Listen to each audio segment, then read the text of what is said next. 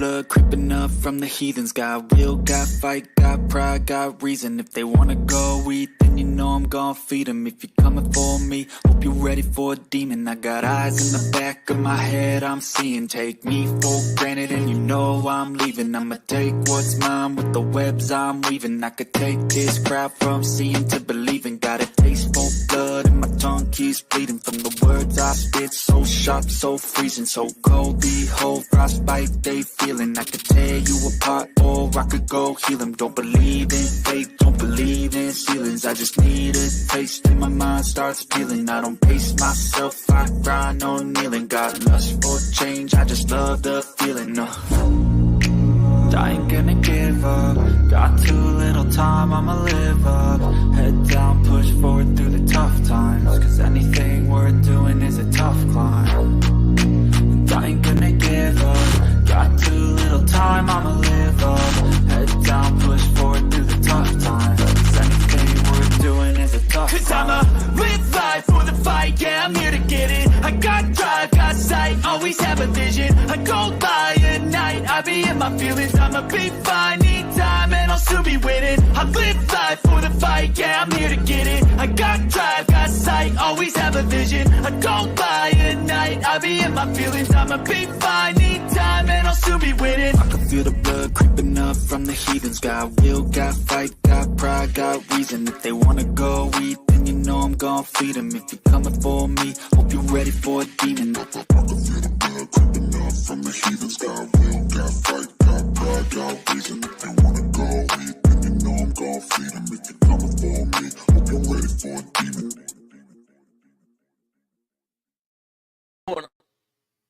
What's going on, FMFAM? Damn, I blacked out for a minute. All right. What is going on? Happy Friday. Hopefully, all y'all's week has been a good week. Can I get a mic check real quick, though? Mic check loud and clear. Appreciate it. Super. Appreciate it very much. All right. So, we're going to talk about check engine lights. I had a weird one happen to me Monday, Tuesday, something like that. I don't know if y'all saw the one with the AC. The AC pipe was broken, which led to all the refrigerant. Now this is expensive as refrigerant. We're talking 1, 2, 3, 4 YF, over $100 a pound. Yes, over $100 a pound. So we're looking at, you know, for a 10-pound bottle or a 10-pound cylinder. Am I freezing, guys? I don't know what's been going on with my laptop lately. My fans kick on and it just starts glitching me. But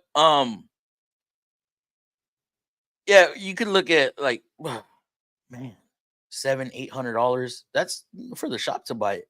It's some expensive stuff. Anyways, it threw me a check engine light due to pressure sensor. Okay, it was a high side pressure sensor throwing a check engine light.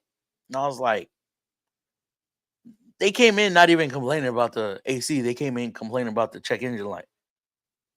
I guess it was cold that morning or something like that. So I get in, sure enough, check engine light. I go drive it, see if it has any drivability issues. Found none. So I'm like, all right, cool. Let me go scan it. Scan it. I'm expecting a PO 101 or something, right? What the hell? Refrigerant pressure sensor. This can't be right. So I go squeeze my low side hose because there was no AC blowing, right? Squeeze the hose. I'm like, what the hell? This thing's empty. Bust out the black light. I'm checking. I see a crack. I get it up in the air. I see damage. I'm like, oh, they hit something. Oh, okay. I was like, all right. Why the hell is this thing throwing the check engine light? Now, I came up with a conclusion. I don't know if this is facts or not, but where do you live? I can't disclose that, Hector. I live in Texas, though. If you know, I could put that out there. State, Texas. But I think, okay, so a check engine light throws with emission controls, right? Or emission related issues. So CAT issues, O2 sensor issues, Some manufacturers throw for a knock sensor. Anything that's going to affect emissions. Some transmission codes will throw check engine lights. Some transmission codes won't. So me thinking, I'm like, why the hell did it even throw a check engine light? That's weird. Hindsight, thinking about it, well, the ECM monitors pressure, and I'm speaking just on this vehicle. The ECM monitors high side pressure, right? So if it sees a high amount of high side pressure, that means that that compressor is doing its thing. It's pumping some pounds, okay, some PSIs. So if it's 180, 200, 210, that compressor is taking a lot of load from the engine, parasitic load. So it's got to adjust air fuels to keep that RPM up, right? That way you don't lose performance on the engine. That affects emissions, right? That's the only reason I can think that it threw that code, that it threw the check engine light, was because now it cannot monitor because it's seeing 0 volts at the pressure sensor. And it's like, wait, what the hell's going on with my sensor? Oh, check engine light, because I can't monitor AC performance or AC pressure to be able to adjust my air fuels. That way we're still in stoichiometric. And if y'all don't know what stoichiometric is, then it is it's an air fuel ratio that needs to be met. Is like 14.7 to 1, 14 parts air to 1 part fuel. And the whole ideal of I don't want to say stoichiometric because that's a perfect air fuel ratio, but we go high, we go rich, and we go lean. We go rich, we go lean. We go rich, and we go lean. And that is to fire off the cat, cool it down, fire it off, cool it down, fire it off, cool it down. So we're constantly doing this. Now, a check engine light can throw for various other reasons. Like I said, a fuel cap, evap canister, purge solenoid, O2 sensor heaters, O2 sensor performance, this upstream, downstream. Does it mean that there's absolutely something catastrophically wrong with your vehicle? Not necessarily. Some of these are just monitors. Now, once you start getting a flashing, okay, that's when you really need to chill out and go see somebody about why your check engine light is flashing, because that's normally meaning that you're damaging your catalytic converter. And y'all know catalytic converters are not cheap. That's why everybody's stealing them. So, what else can throw? And somebody told me, somebody was like, that's not true. Oh, what did he say? I had made a comment and he said something like, the check engine light doesn't relate to emissions. Bro, what are you talking about? Do you not know what OBD2 standards are? Do y'all know? Do you not know what it means when the check engine light is thrown? There could be so many different faults in the vehicle. Some P codes will not throw a check engine light. Absolutely not throw a check engine light. Nissan does not care about knock sensors. I heard, I think Chevrolet, it was Chevy, has a knock sensor issue. It'll throw a check engine light. Nissan will not throw a check engine light. I don't know why. But they just won't. So we're gonna get into check engine lights in this, and yeah, we just gonna chat it up tonight. I just wanted to touch on that because that was very weird when I came across it. I didn't understand when I first seen it, but as I started thinking about it and thinking about, okay, what does this have to do with emissions? Our ESM doesn't even tell us why a check engine light is being thrown.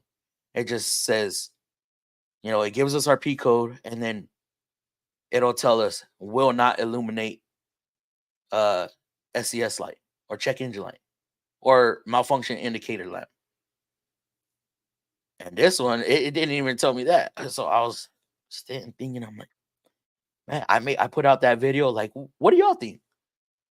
Nobody. They just kept telling me what a check engine light is and what the AC sensor does. I'm like, man, that's not what I meant, but whatever.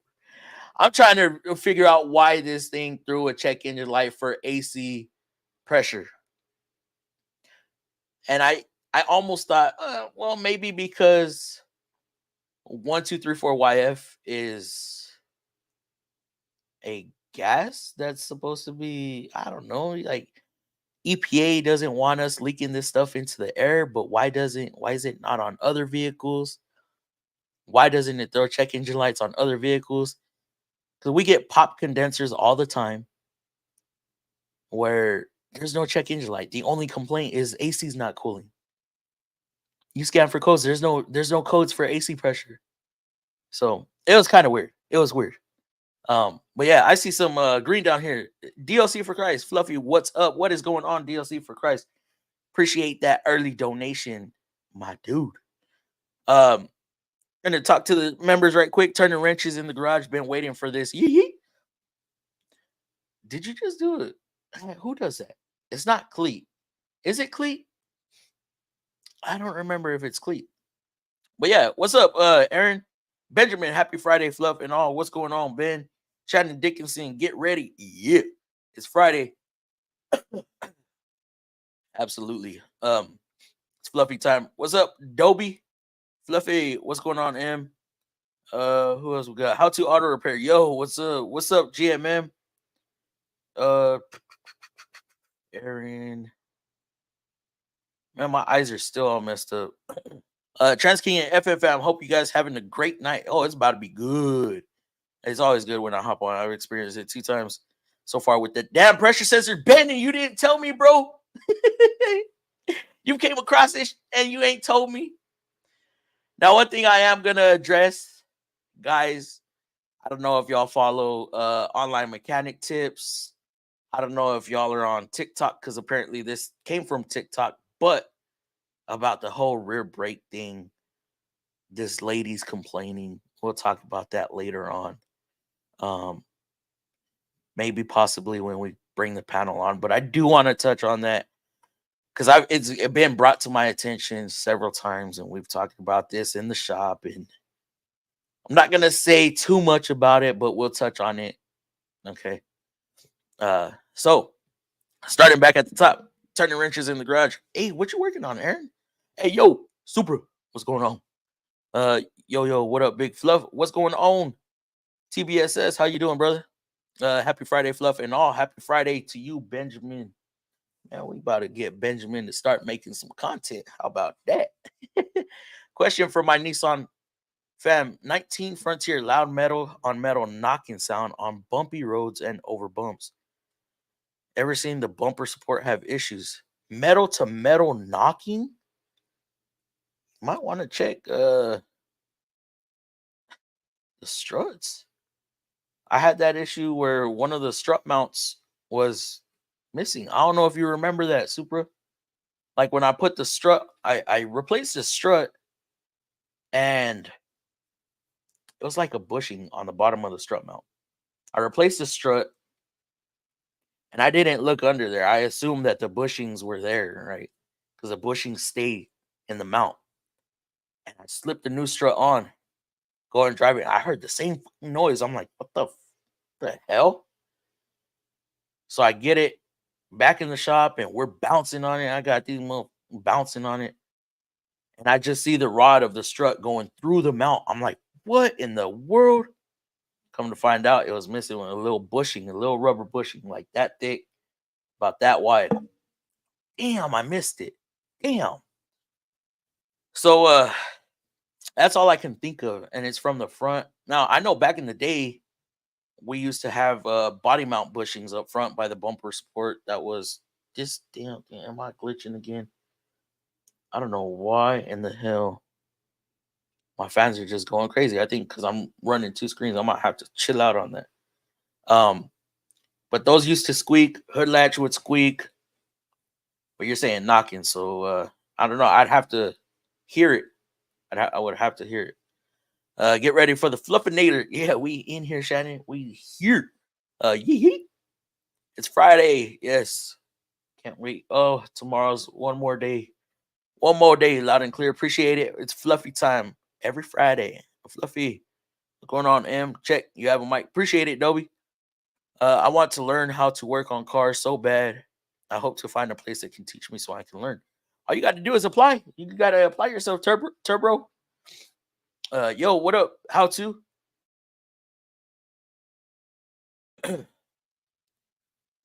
What up? What up? What up? What up, Garage Monkey? Garage Monkey, you enjoying your vacation? What FMFAM hitting it with the emojis? Damn. Y'all, and if you're recent members to the channel, y'all know on any video of mine or in the live streams, click on emojis and we have custom emojis for the channel. Feel free to use those whenever. That's one of the perks you get to stand out in the comments. AE, what's AE? Where do you live? Very, what? Where do you live?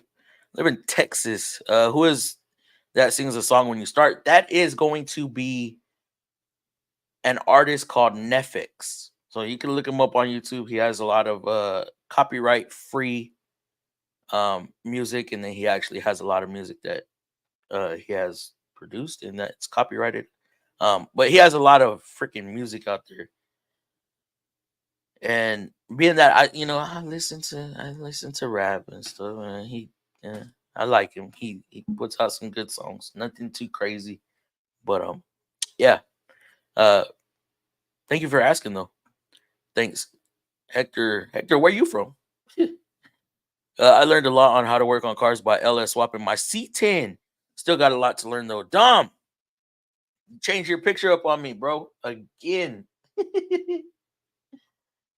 I'm like, I saw the picture. Who the fuck is that? But yeah, so that sounds fun, bro. I want me a C10. What year is your C10? Anyone need my address more than winning? Anyone need my address more than winning? Come by anytime. Good luck getting out of my house. Wait, what you talking about, Aaron? What you talking about, bro? What's the P420 code on my Buick Venero? Got that right now. P420 is a standard cat code. So it's going to be a bank 1 cat code, or the only bank if it's a 4-cylinder. I don't know what a Vernaro is, a Verano. But yeah, that's going to be a cat code, brother. Check engine light is crazy.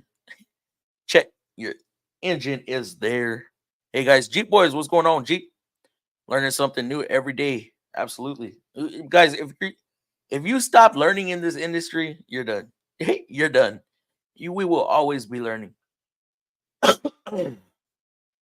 Oh yeah, I forgot I can like these supers. Oh shit, I do have another one. Fluffy, what's going on? Wrencher Mafia, you hopping on tonight, bro? It's been a minute since we've seen you on. You can, if you want, bro. I mean, in about 30 minutes, we'll start opening up the panel and get you up on here. Intro song, who has it made? Any mods, please? Love it. It's Netflix, and that one, I don't remember what song that is. But at the end of my stream, I do an outro, and there's another song on that one also. Damn, I hit a brain fart. I don't even remember what song it is. I don't even remember how the lyrics go. Damn, it's my intro. Catalytic converter, Hector, absolutely. PO420 and PO430 is going to be your bank 2. Anybody know what anybody know what a bank 3 cat code is? Y'all heard of that? Transcanadian FMFAM, hope you guys having a great night. Always, bro, always. Appreciate you stopping by, coming through, Chris. Don't let the AC throw in a CEL. Check engine light distract you when Hector is going to be running 3 Honda. This guy. 3 Honda Civics with spoon engine, and on top of that, he just went to Harry's, bought 3 T66 turbos with NOS and a Motec system exhaust. Super, those are baby turbos nowadays. Hey, Fluffy Mexicanic, what's going on? HOM, how you doing, brother? I've experienced it 2 times so far with that damn pressure sensor. That is crazy, bro. I don't know why it throws a check engine light. And let me ask you this. What kind of vehicles was it on? Because on the Pathfinder, right? You know how we have that that high pressure, the pipe recall? Some of them are coming in, AC not working, they're completely empty. y'all know, because sometimes customers ignore their recalls until they have an issue. Then they bring their vehicle in and they find out, oh, there is a recall. The Pathfinder's not throwing a check engine light for the pipe leaking, so I don't understand it, bro. It's weird. Hit the like button. But yeah, what kind of vehicle did you experience that on? What up, all? What's up, Quick Wrench? How you doing, brother? My dad's 2010 fix. Oh yeah, that's right. 3.7 5-cylinder replacing trans. Sure wish I had a car lift, but hey, just great. I have a garage. It's small, but it works. Man, them garage replacements are freaking fun. I did my Cobalt engine. Did a whole short block in the garage with my rear bumper touching the concrete. I had that thing jacked up. I stacked cylinder blocks once I got it high enough. Like my jack was maxed out. Put cylinder blocks under the jack. Got it a little bit higher. Man, that shit was crazy. Because I couldn't figure out how to take my bumper off. So I had to be able to clear my bumper. But yeah, and that's another thing. Somebody's like, "Oh, you ain't never been a real mechanic until you change oil on your back, bro." Been there. I know how it is to work on your back. Struts, right front, lower control arm replaced, sway bar bushings replaced. Looks like core support shifted.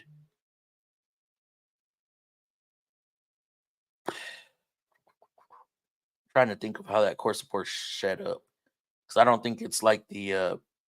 No, it is. No, because the core support, Super, that Frontier, the core support is part of the frame. It's got 2 notches in the frame rails that hold the radiator, and the actual mounts for the radiator are like towards the middle of the radiator from top to bottom. So it's like on the sides, and then it slips into 2 little holes on the frame rails.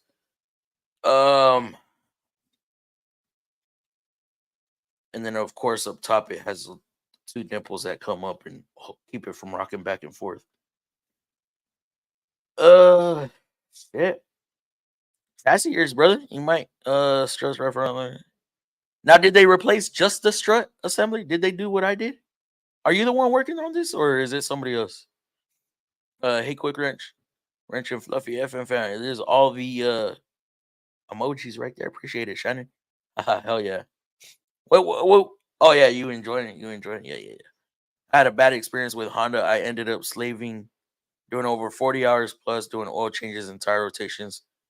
That paid 0.3 each, and that's all I did for a year. Didn't learn anything else, so I left.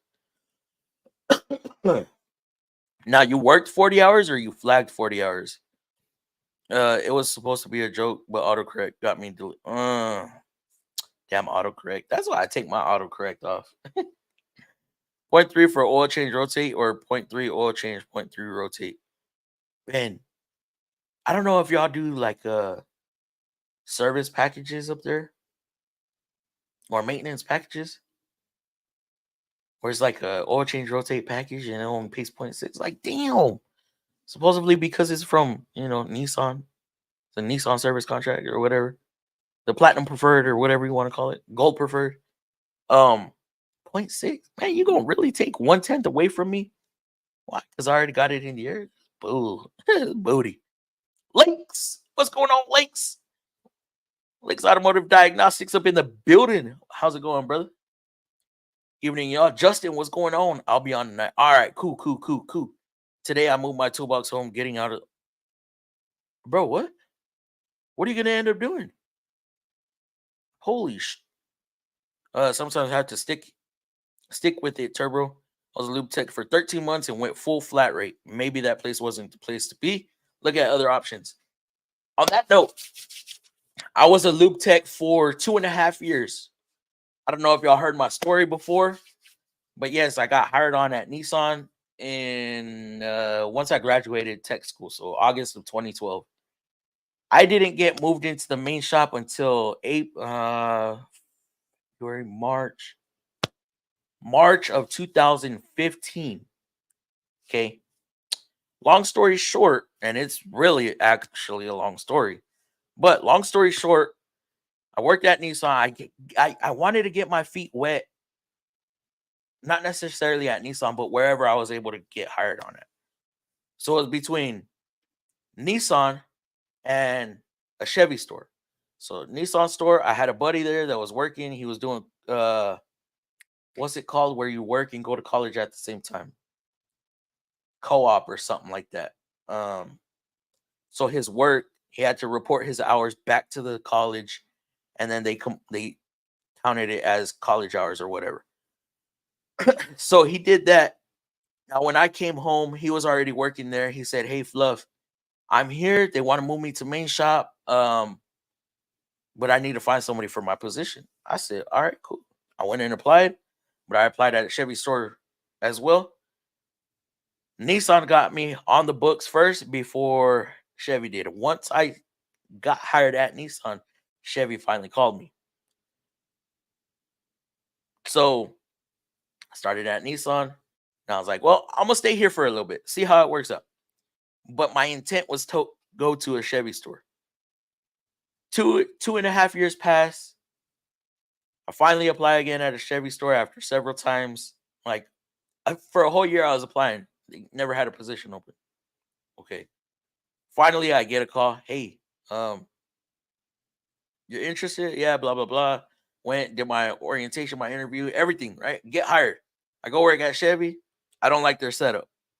I was used to flagging my own hours versus having to share a lift and split my hours with somebody else. So I went back to Nissan. Go back to Nissan after a week, and boss was like, "You're going to main shop." I'm like, "But I told you, give me a month, let's get back rolling again." He said, "Nope, you're going to main shop." They had been trying to get me into main shop for at least a year and a half, and I kept turning it down because I didn't want to be a Nissan tech. I'm a Nissan master tech now. Go figure, right? So, yeah, I kept myself in Express for 2.5 years before I made the move. I'm not gonna lie, I was scared. I was scared to go mainline, but I'm glad I got forced in, and I'm glad I came back. And who knows where I would have been if I was at Chevy? I mean, hell, I could have been in a better spot, but I think I made the right decision. Want to help a neighbor change his starter, ended up changing the starter, and all 4 shocks just got home. Damn, easy money. Hey, what was it on? Damn. Bank 3 is downstream, right? Nah, I'm just kidding. It was a joke. Bank 3 was a joke. Those downstream cats are gonna be your post cats. So you got your pre cats, which are the main cats, and then the post cats, which catch whatever didn't get converted.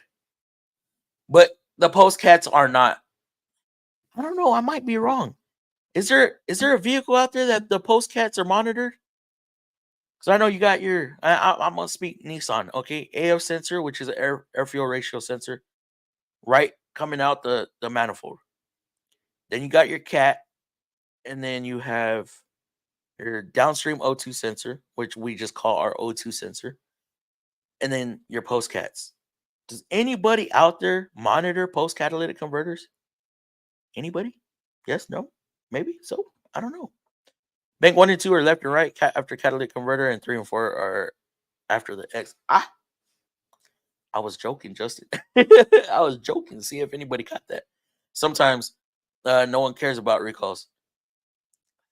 I mean, that's true. Bro, there are so many times an old ass car, 10 years old, comes into the shop. We're doing 5 or 6 recalls on a 2013 Altima. Man, I was doing these recalls when I got first hired. Like, what? Spare tire recall, hood latch recall, OCS. What are some other ones that was on there? Man, there was a bunch of them.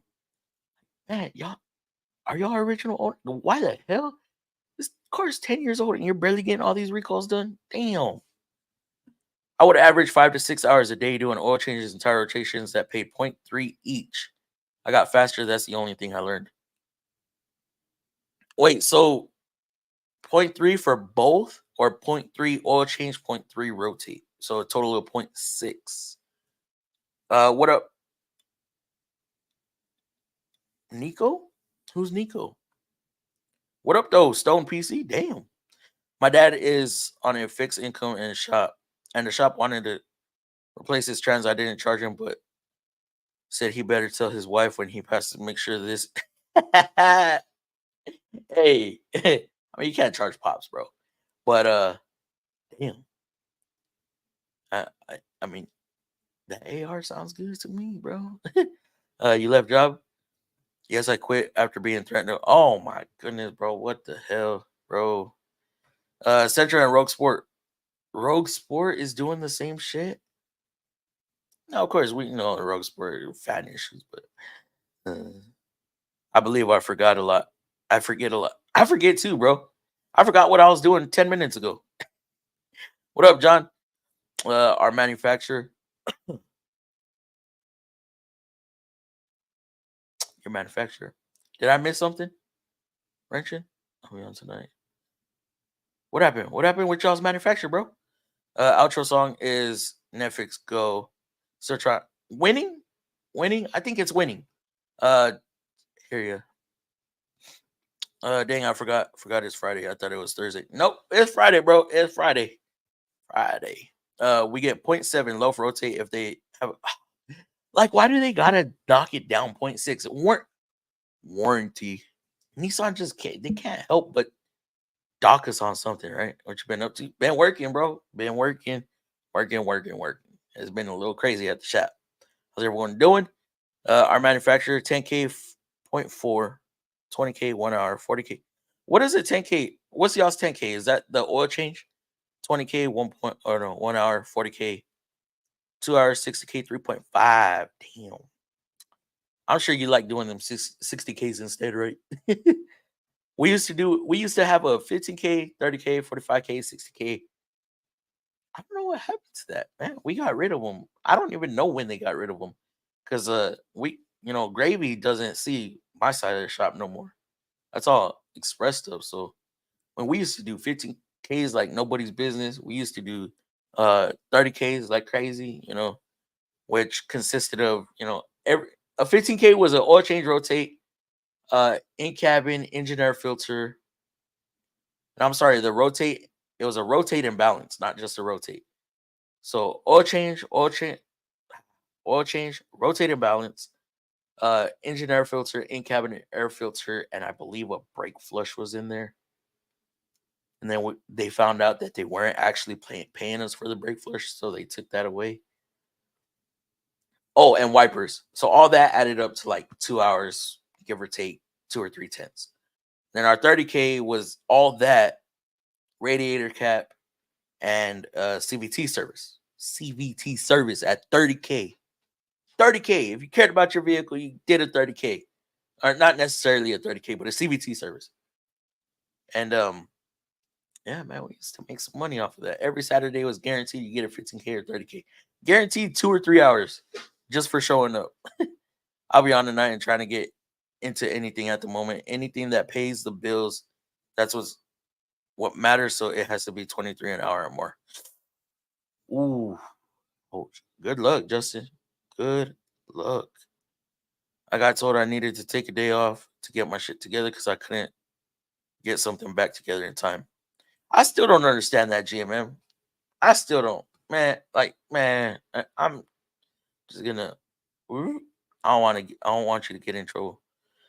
So I took a whole week instead. Ooh. When loop techs get their feet wet, it's been a bad day.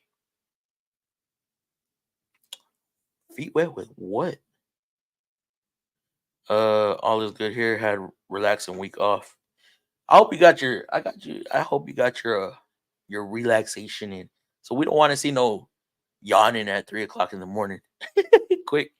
Yeah, I don't take threats. I know I'm worth what I'm worth, and it ain't gonna be put down every day just to get bills paid. Period. Or just to get barely paid. Yeah, I butchered that. I cannot read. Just to get bills barely paid. I feel you on that, Justin. What up, Serge? Sergio, are you allowed to work on your personal vehicles after shop hours? They'll allow us to work on our own vehicles as long as there is an RO on the vehicle. We can't just pull it in. out of random, we have to get it written up. Now we're not getting charged for it. It's just it's policy. So in case something happens, there's an RO and insurance. If your vehicle's in the shop, something happens. The shop has insurance. If there's no RO on there, then say your car falls off the lift, who's paying for it? Well, you didn't have an RO on it. Sorry. This is just following policies. What's up, Justin? Hey, Justin. Yeah, intro song called "Winning." Yep. I thought they were flipped, but that makes sense as I'm going, I'm leaving, so go. Yeah, and then winning, we starting. Yeah, we starting winning off. Yeah. That's good. Quick. Hey Shannon. Hey M. Justin, the only one that bubble the paint. The only one that bubble the paint. 3 bait. Hey, y'all might be right about this damn solar eclipse. We have 3 O2 sensors per. Damn, hold up. Wait, what? Okay, now we have a oxygen temp sensor, exhaust temp sensor. I'm sorry, exhaust temp sensor. And we have the AF sensor, and then we have downstream O2. But damn, 3. Your shop isn't going to be the same when you go back. They'd be lost without you. Hell yeah, they'll be lost. So I'm used to the older one where there was 2 O2, and I've seen some have 4. 4 sensors per bank. It's all good, monkey. Been a bad day for me. Damn. What you working on, Rancher? I should know this, but I don't. I'll let him answer that if he wants. Mustang Coyote has a monitor post cat Fords do. There's even some with 5 sensors, upstream, downstream, and after the secondary cat after the 2 to 1. Why? Gotcha. They've been calling all week, driving me crazy. Bro, what? Oh, well, I won't say nothing. I hate getting called when I'm off. Man, y'all can't leave me alone. I don't call y'all when y'all are off. Made it off the Snap-on truck today with only spending $90.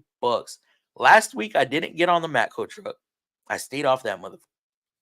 And then today, y'all see my weighted socket, right? I kind of didn't like it. And I just randomly, I grabbed a single socket. I thought it was an axle socket, like a 29 or 30 mil, right? Picked it up. I'm like, damn, this thing heavy. I was like, oh, this is the one I've been wanting. Just a short weighted socket. Mine is freaking long. It's long as hell, like long as hell, 1/2 inch. It's got the weighted portion, the thick boy, and then it steps down to this like the regular thickness of a socket. Man, imagine I have something that's really on there. You don't crack that end. So I bought it. $45. Nice, Sergio. No worries, Justin. It seems like a couple of us are going through that shit. Man, I finally see my Snap-on box and all the tools I actually have. Oh no, what'd you say? Yeah, I have the truck. I'll try and record a video of it doing tomorrow. All right, send me a video of it. You said is it per side? Is it both sides making noise or just once? One. Also, don't forget to check is it like a knocking like or is it like a rattle? Because I've seen some of those heat shields. Also, Super, I have seen them where the cross member under the transmission, you know how it has a cross member, right? Then it has 2 that go forward pointing towards the front wheels. Some of those bolts are loose. Or right there by the oil pan, there's a cross member, a little cross member that goes across. Those come loose too. So might want to check those. Mercedes monitors post cats. See, so you just those are all whack brands. Ford, Mercedes, like what? I forgot what I forget. Same here. Mercedes will throw it. Get the for real. 10K is just an oil change. Oh man, Super. Do you write up your customers for like when you put a static clean sticker on the windshield, 10,000 miles, or do you sneak in 7,500, 5K? Don't go your 10K. I still for the longest time until I got in trouble, I stuck with the 3,000 mile oil change. They're like, stop doing that. Why are you making them come back in 3K? Well, because that's what you're supposed to do. No, Nissan says 5K. I'm like, damn, that's 1,200 miles over. Why? We use a full synthetic brand or a synthetic blend. I'm like, I guess. But on my, 0-20, I'll do 5K, whatever. Okay, boom. On the 520 or the 530 vehicles, I'm still sticking to the 3Ks. I'm not. Nope, they ain't gonna catch me. You diesel tech can't remember. Yes. Yep. Hate Mercedes, BMW, Jaguar, all those. You forgot to put Ford up in there. I made it. Here I am. Turner, what's going on, Turner? Hey, Turner. Welcome, Turner. Did you know there's an Alfa Romeo that have 9 to 12?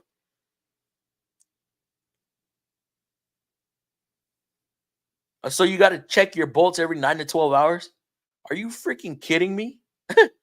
90K is 6.5 hours because it includes timing belt. Nah, it takes longer than that, wrenching. Hey, Fluffy and all you awesome peoples, what's going on? Turner. Yeah, Shannon, but want to get out of being around semis. I feel you on that. Turner is here. My nap time. I was gonna say job's over by me. Just kidding. Turner gonna go watch Family Guy. Wait, hold up. But we're on right now, bro. Wait, what? Have you tried Fleet? I think he was in Fleet. He was doing the remember he would talk about the concrete mixers and stuff like that. Raging Cajun, what is going on? Raging, how you doing, bro? The business I'm at, the owner wants us to pay.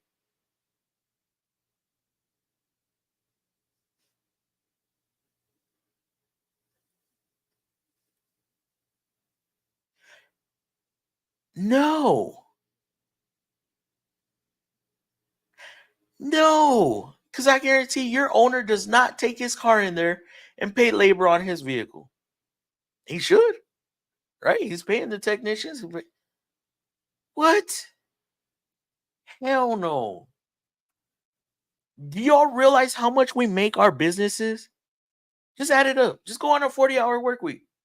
40 hours times the labor rate. Okay. Minus your paycheck in about 10%.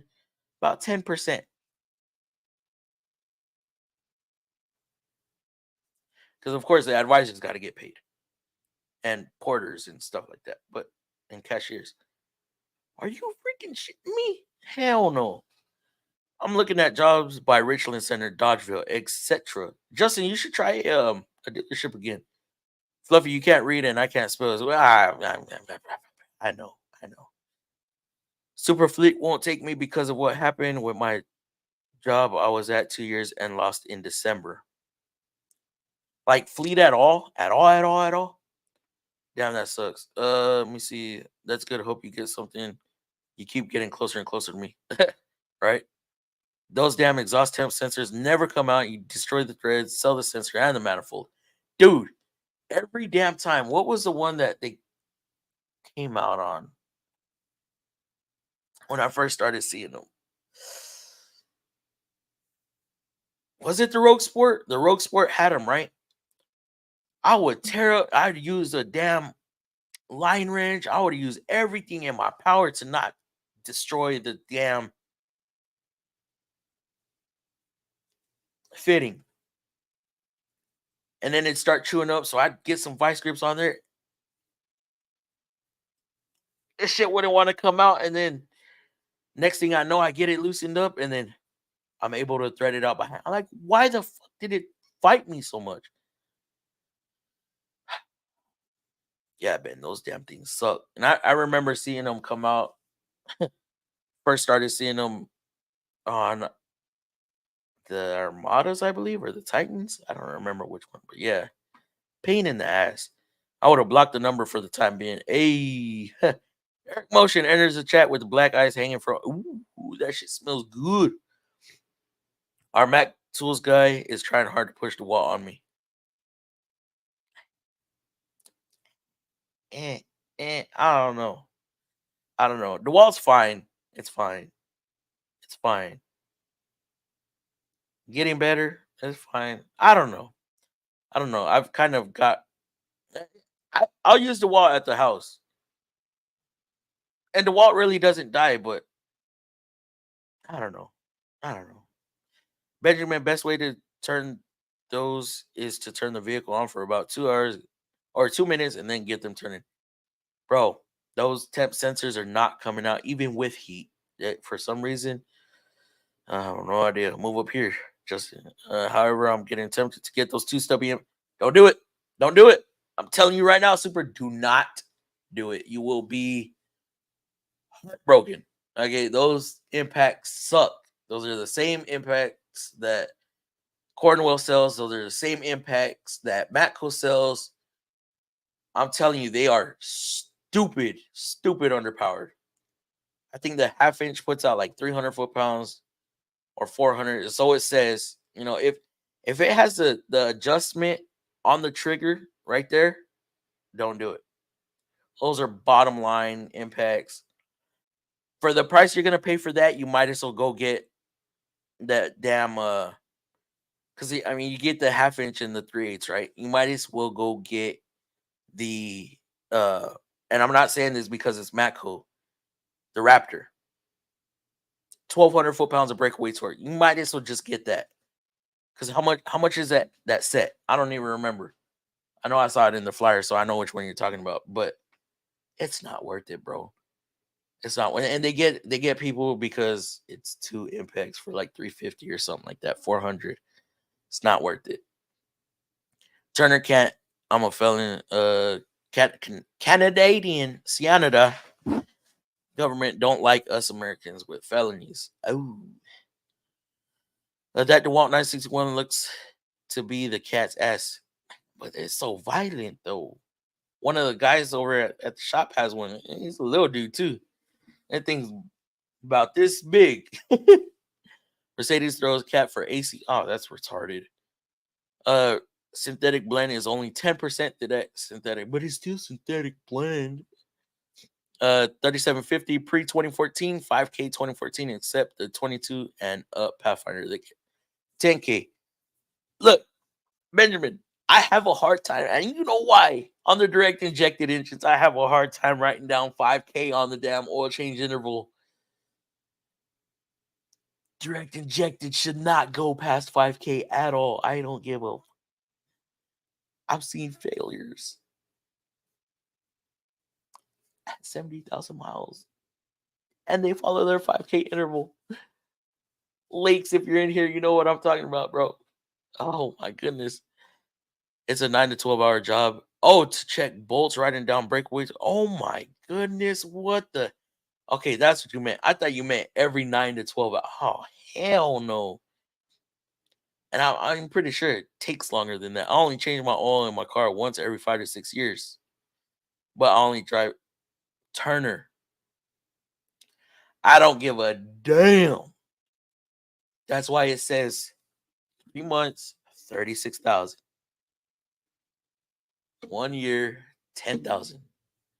Where do they even get the months from? I don't even know. Sinner. Who's a sinner? I'm not a sinner.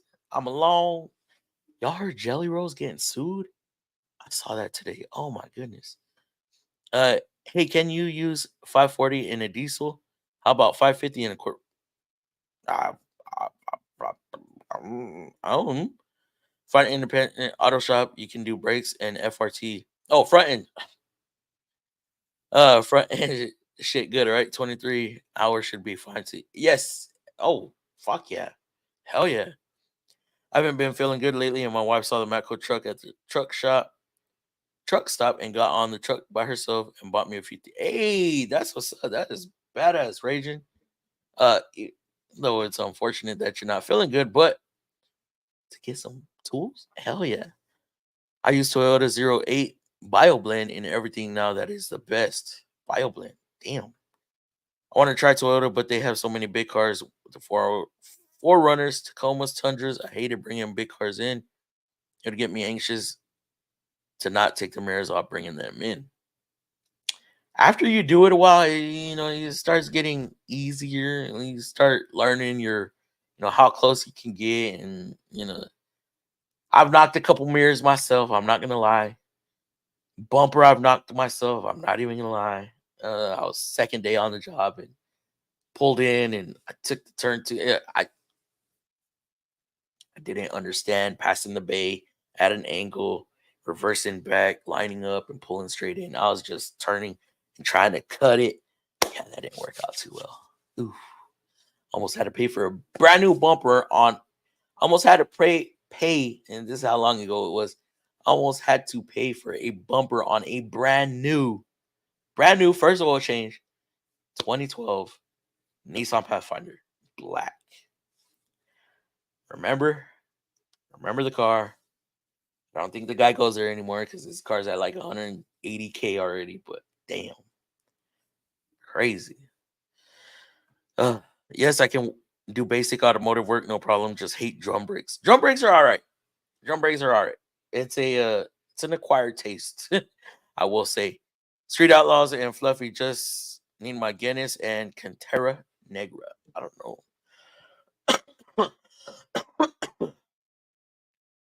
Sorry guys. Still got this phlegm stuff, man. Street Outlaws. Damn, I don't even watch that no more. You still watch that? It got too played out for me. I made my own synthetic blend of 0W0. What is that? Water? Is that water? You running water? I was looking at the Aircat stubby impacts. Aircat might be all right, but I don't know. 2 stubby impact set is $525. Hell no, Supra. You'll be disappointed. It's not even going to take off torque converter nuts. I tell you that. Don't do it. $525 is way too much for those 2 stubbies.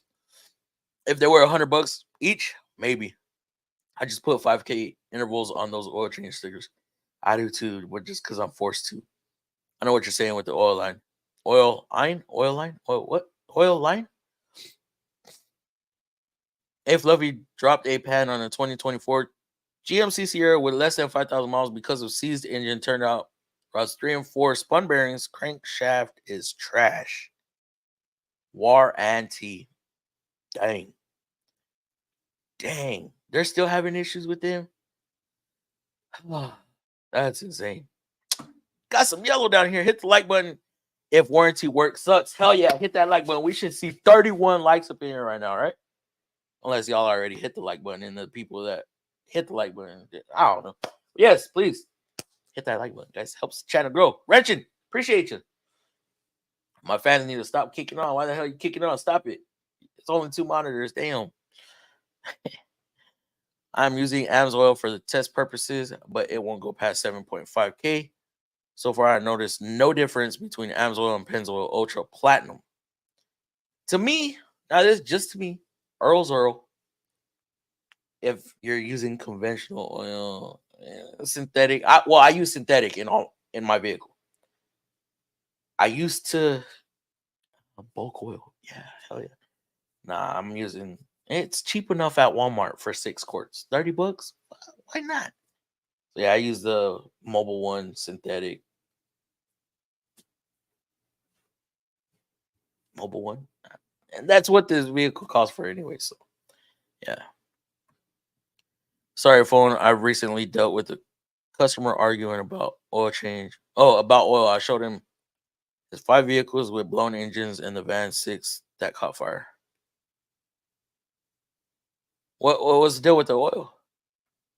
I run 5.4 full synthetic in my 7.3 540. Well, that's that thick stuff. New techs at one of the shops I work at learned the painful way messing around at the shop can hurt today. What happened? What happened, Turner? What interval do you recommend CVT? 25 to 30K all day. The cars only see miles during, and brake flush is at 15K too. The cars only see miles during winter. Bike gets the rest. Oh, during warm-up. So I'm changing the oil on the bike more often than any of my cars. Wait, but you're up in the winter. You're up there in the cold, ain't you? How long, Benjamin, how long is y'all summers? Because our summers are like 11 months. I only hit a truck mirror once. Oh, I've hit a truck mirror. I've hit a bumper. See, the bumper was one time. Oh, I've lifted a car sideways too. Yeah, that was a expensive mistake. $1,700 door repair. Legs were set on one side where the controls are. On the passenger side, I had lowered the vehicle, kicked the arms out because I thought I was done for some reason out of habit. Put CVT fluid in it and went to level the fluid, so I started raising it again. Back was towards the vehicle. I hear the locks real uneven. Clap, clap, clap, clap. Like, what the hell? It sounds weird. I turn around and the car driver's side is like this. I'm like, oh shit. Yeah, that was not fun. I shit myself. Damn near shit myself. John, every 30K. Yes, absolutely. Thanks. That's what I thought. The kids tried to put a floor jack handle.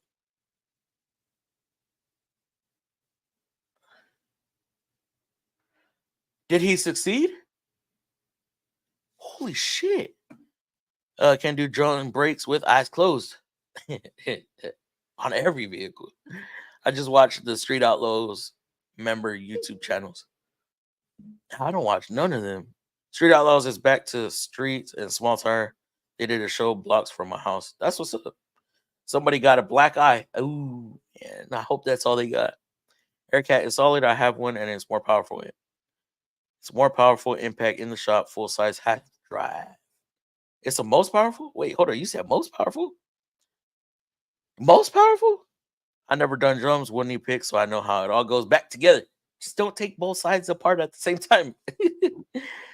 I can say they run on streets off camera in Mexico. It ain't Mexico. They ain't fooling nobody. That's why they say. That's why they say do one side at a time. Absolutely. Good night, y'all. Oh, you're going to sleep late? Damn. All right. Appreciate you coming through real quick. My 3/8 snap on Matco swivel rips those torque converter nuts with ease. With Matco, I was like, wait, what? 3/8. You got the full size snap on? I mean, I'm sorry, Ben. Good night. Later lakes, night lakes, same here. Nap time. Hold up, what? Drum brakes are easy and air drum are just heavy but easy.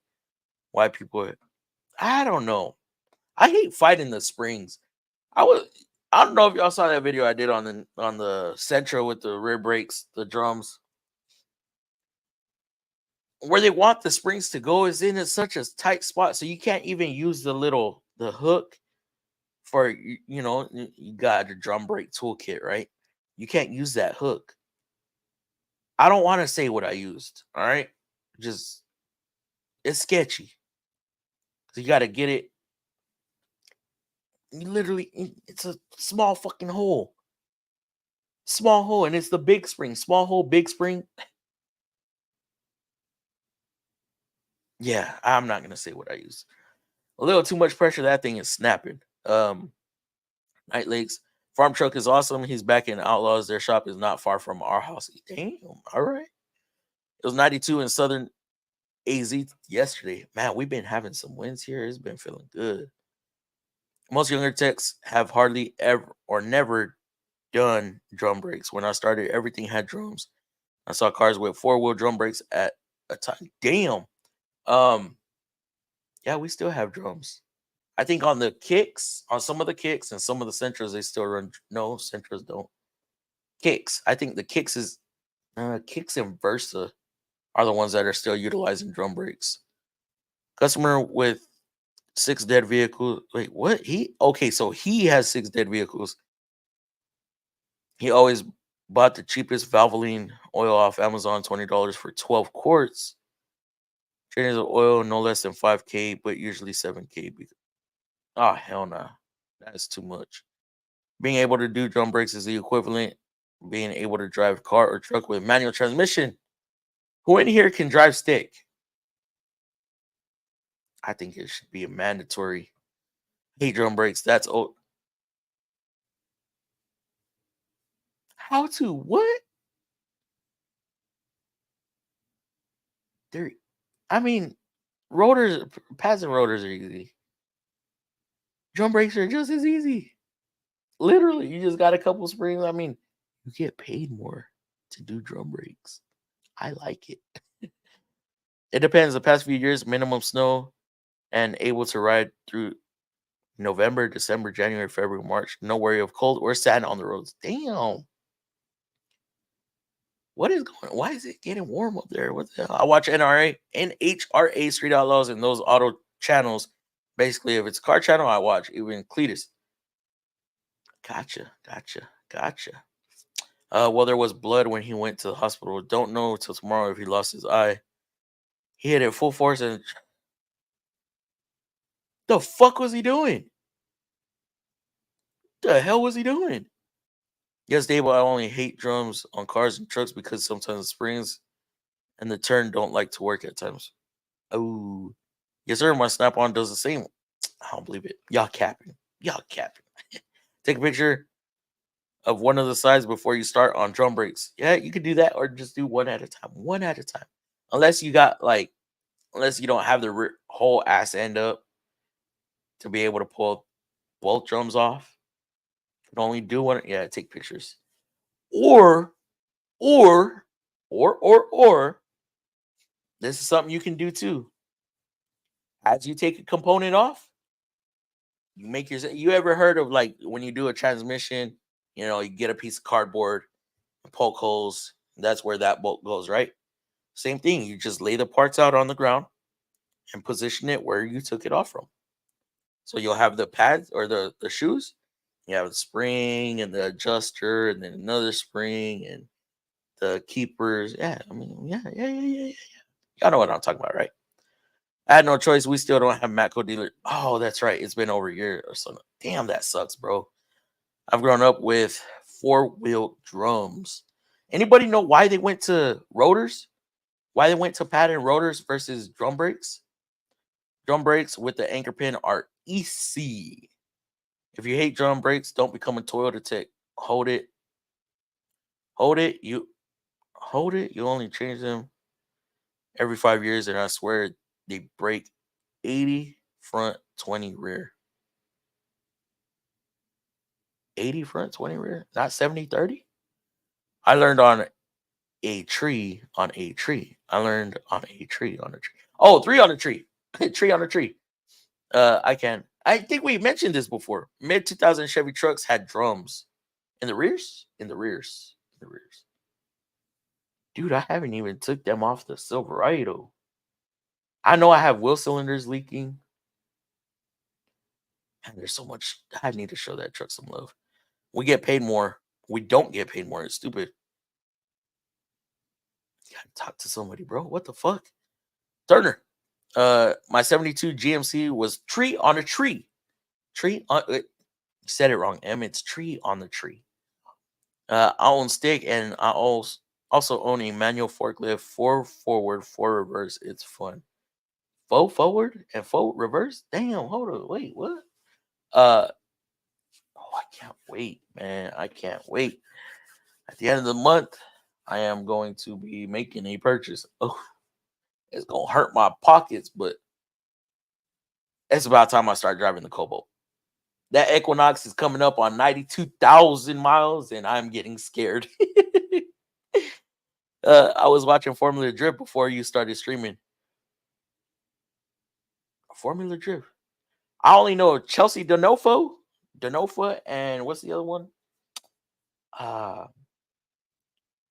Von Gittin Jr. Those are the only 2 I know. And I don't remember the other guy's name, but the one with the Corvette. Had an 85 Ford van with tree on the tree. 85 Ford van, damn. First vehicle was stick. Got my wife her license back in high school, teaching her how to drive manual Ranger. Our kids all can drive manual now. I can drive 12-speed manual without synchros, double clutch. Man. Who uses a clutch? We floating. We float gears around here.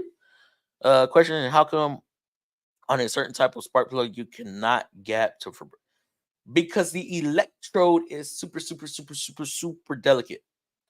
Super delicate. And I think you're referring to like the Iridiums? Yeah, the iridium spark plugs. To run properly. Does that mean it's pre-gap for that spec? It should be. It should be. Problem is less manual transmission cars and less people learning. On bright side, I don't have to worry about car thieves taking mine. Absolutely. I plowed snow with manual transmissions. Oh. When I started film, was so expensive for instant cameras because there was no camera on the phone. Oh man, I miss those days actually. I miss those days. The Fuji films. Yeah.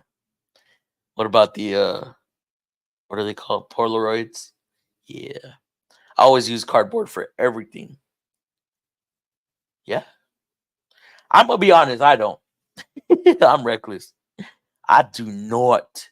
If you ever get a chance to drive four-wheel drum, you will learn. Oh, you mean the four-wheel drum brakes? Gotcha. That's why didn't they have the proportioning valve? Heat dissipate. Disc is way more efficient in transferring heat and energy into heat. I'm gonna ask this question. Y'all got to do a little bit of thinking. What slows or stops the vehicle? Is it the brakes or is it the tires? Think about it for a little bit. Drums when they get wet, don't stop in submerged water. Crap can get stuck inside. Disc is more efficient. Debris and water don't affect them as much. My 2007 Tacoma has drum rears.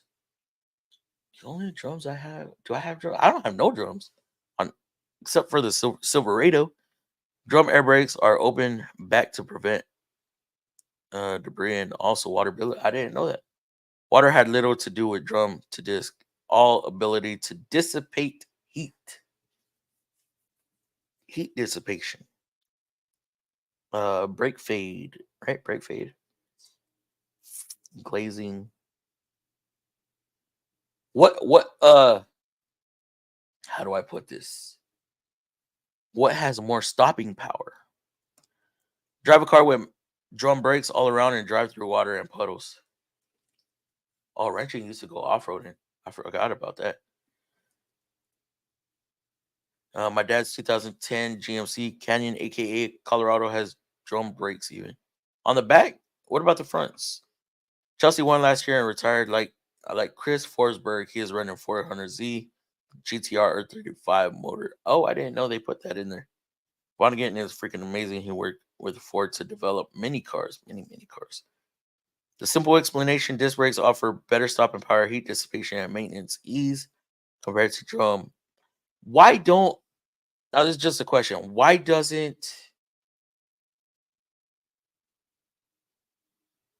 don't big rigs use disc? I drive big rig. I don't ever use a clutch, but start and stop. You drive a big rig? We floating around here.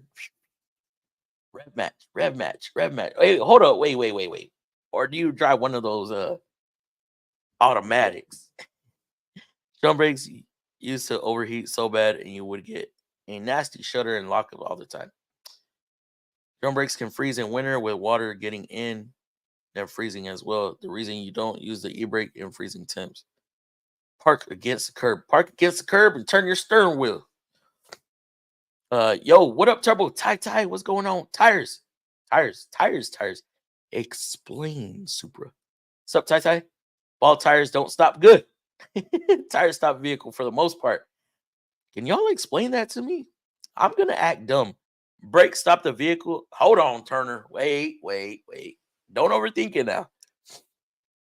Brakes stop the vehicle by converting kinetic energy into heat energy through friction, reducing the vehicle speed and bringing it to a halt. I'm going to ask you this, Turner. Mr. Red Seal. Take those tires off and ride on rim. See how good you stop.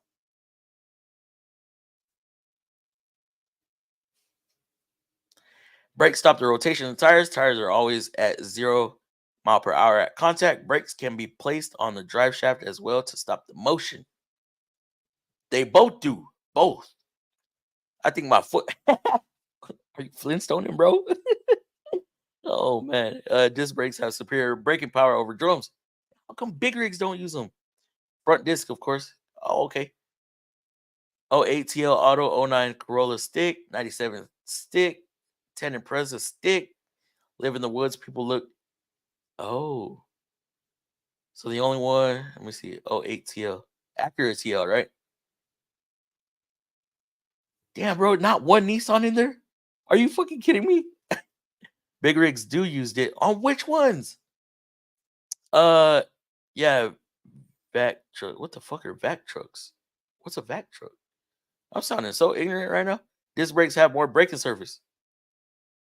Is it because they double? But drum brakes have bigger shoes, more contact. I'll open my doors and use my size 12 foot. This guy. What up, Anthony? Take a 66 Chevelle, go 120 mile per hour with 4-wheel drum. Try to stop in the next. I'm assuming you're not, right? You're not going to stop. There's some vehicles you can remove the pins, expand the caliper, and replace the pads without removing anything but the pins and pads. Yeah, those are like we could do that on the Z cars with the Brembo brakes. No big rigs use drum brakes. That's what I thought. So true, Dave, about how long it would take to stop too. The tread depth on tires can cause more friction to stop the vehicle. Brakes slow the vehicle down. John, yes, it's called a fixed clipper. Semis use drum brakes, and just the last 3 or 4 started. I did not know they started using discs. I use Jake brakes to slow down my Pete 379. Jake brake. Anthony, can you explain to us what a Jake brake is? I know what it is, but does everybody know what a Jake brake is? The engine brake? What is always at 0 mile per hour, regardless the speed of the vehicle. That is also double the mile per hour of the vehicle at the same time. What do you mean double? Double? A vacuum truck, like a house vacuum cleaner, but monster. Oh, okay. Person driving the vehicle. Tires provide traction and grip on the road, helping brakes stop the vehicle effectively. Brakes stop the vehicle by applying friction to the rotating tires, causing them to stop. So here's how I go about it. Let me see if I explain this right. The brakes slow the tires, right? The tires are rotating on the asphalt. The friction between the tire and the road is what slows and stops the vehicle. Okay. You could have working, operating brakes. Your tires lose friction and begin sliding. You no longer stop, right? So we have what's called rolling friction. Rolling friction between the asphalt and the tire is what's going to slow or stop the vehicle. Once that rolling friction is gone, you are not stopping. You are hitting that curb. What? Okay, hold on. I'll get there. I'll get there. Air disc brakes been around for a while. Truckers just don't like change and the higher cost to go with it. So they're using air on road. That is crazy, bro. Adam Mac. Hey, by the way, you're doing the whole mobile thing, right? Still, they took you out of the shop and put you on the road. I had a Maxima recently, got rid of it. Which one? Let me find out. It was the aluminum intake Maxima, like the 0203. Very true turbo.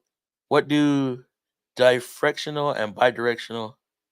Oh, directional and bidirectional. Wait, bidirectional? Ain't that the ones that use? Hold on, I'm trying to have a hard time. You know what? I'm about to bring y'all on. Jake brake real. Once change the fuel rack and turns the engine into a compressor. Exhaust brake blocks off the exhaust. Oh, they actually have a valve on there. The tire contacts with the ground at 0 mile per hour. The top of the tire is twice the mile per hour. Oh. I only seen directional tires on steer tires for semis. What they do do less wear to the outer part. Or I never understood tires. Directional versus bidirectional. Are all tires bidirectional unless they're unless they're directional? You will come to a stop, just not as fast. I guess you're right. I'm mobile now. Yeah, that's what I kind of figured. I couldn't remember. Tires with high friction can also stop less than efficient tires with less friction. Tires have tread design that uses traction, while brakes stop the motion or slow the motion. Let's see.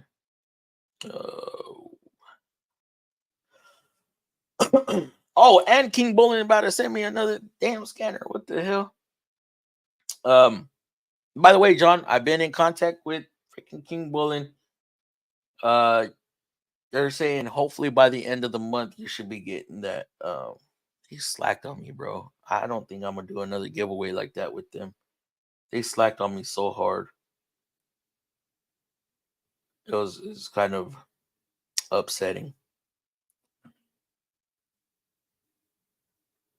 You know what? I just realized Kevin didn't stop by tonight, right? It was an 01.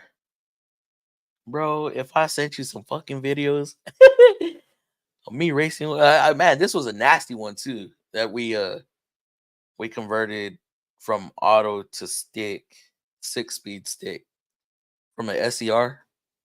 Was it SCR? I want to say it was an SCR Max, or maybe I'm tripping. No, it was an SCR for sure.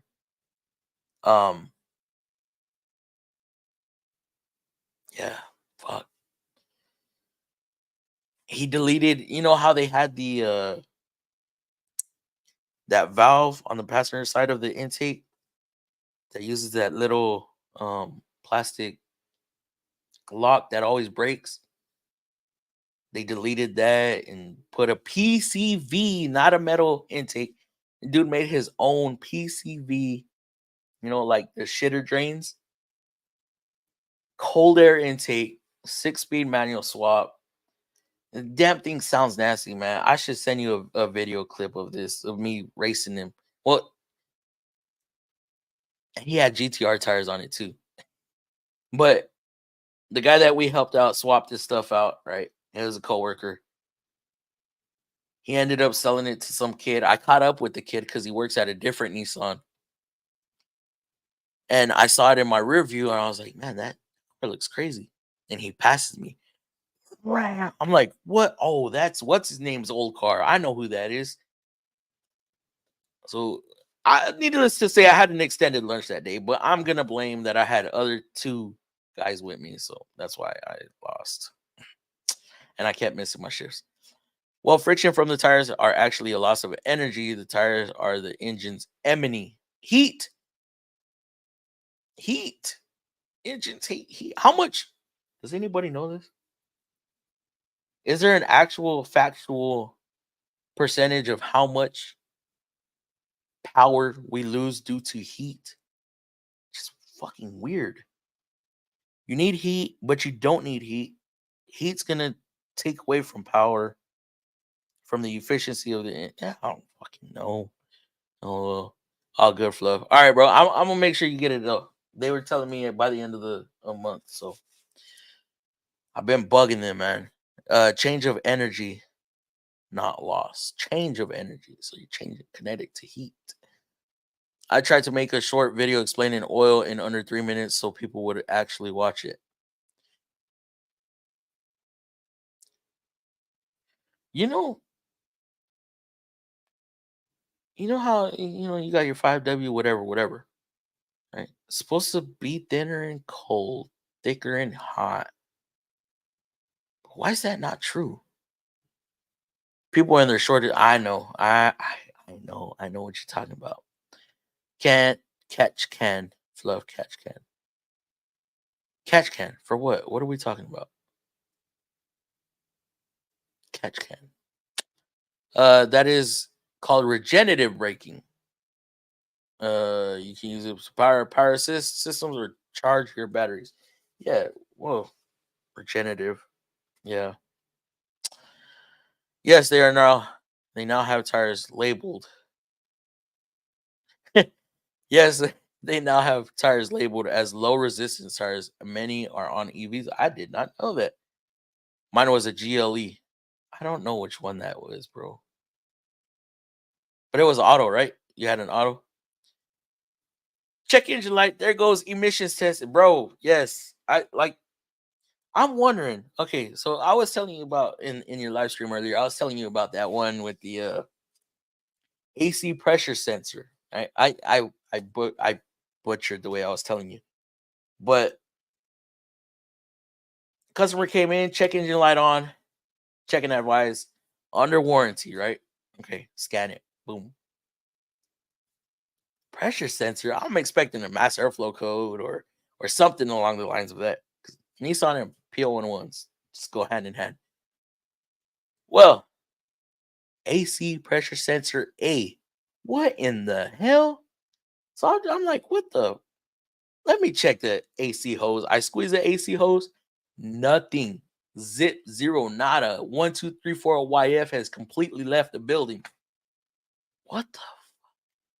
Well, so why did it throw a check engine light? Start looking, black light. I find a pipe that's broken. Oh, okay. Well, they had their front bumper messed up. So I was like, okay, well, they damaged it, right? The only reason I can think, and I think you kind of talked about it too.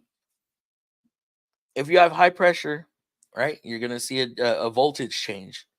So that compressor is using a lot of power from the engine, right, to generate that pressure. Parasitic load. That's gonna affect emissions. I'm assuming. So now it thinks that the pressure sensor is bad. So now it doesn't know how to adjust the air fuels and maintain the engine efficiency. Is that why it throws a check engine light? There's another guy in here, Benjamin. He's experienced it on two different vehicles in our lineup. Never ever before have we seen that. With Nissan, we've had so many condensers popped and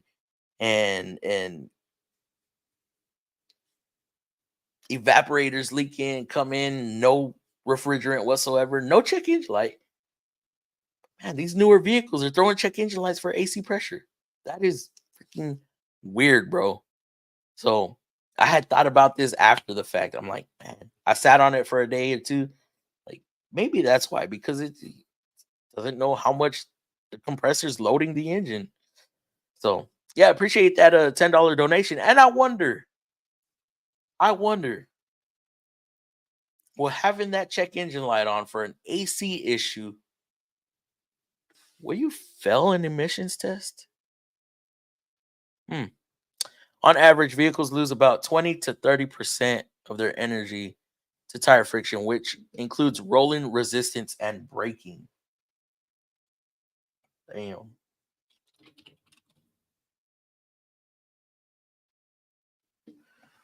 Uh, Metal shrinks so oil can be thicker and lower in low temps.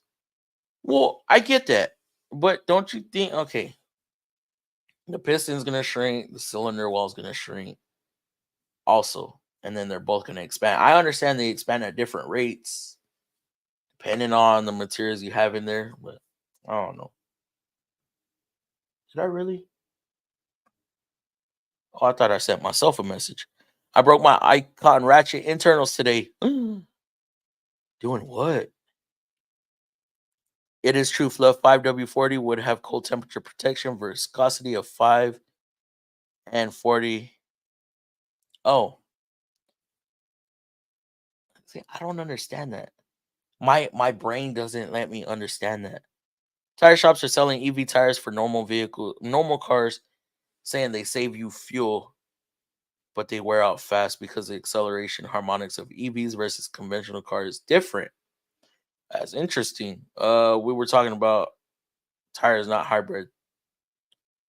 My bad. Late to the party. Oh, just cruise around now. All my money is go. All my money go is to the bike Oh, found a complete turbo kit for 500. Pick it up, bro. Pick it up. Can flow as good as 5 weight oil when freezing and flow as good as 40 weight. I gotcha. I gotcha. Failed at my at. You good, Mr. SL? Man, I'm wondering. Yeah, I'm wondering if because this makes me think of one of my instructors from high school. His name was Mr. L. I'm waiting for that fool to. I don't even know if he's still alive. I'm waiting for him to come across my channel. That would be fucking badass. Can you figure energy loss roller dyno versus hub dyno with known motor power, or you can go through math, find energy loss through gearing and average with transmission type. It sounds like a lot of work. Oh, so correction, Harbor Freight is upgrading the 5-drawer roll cart to the Series 3 5-drawer cart that doesn't have the little lock latches. It'll be straight. I like the latches. Man, you need latches. You need some sort of locking on a roll cart. Best check engine light. I loved was when I happened the day after. Oh, after you pass. Yeah, I don't know that feeling though. Worry about you in 2 years. Worry about you in 2 years. Check engine light. Yeah, supposedly we're supposed to be getting rid of inspections here.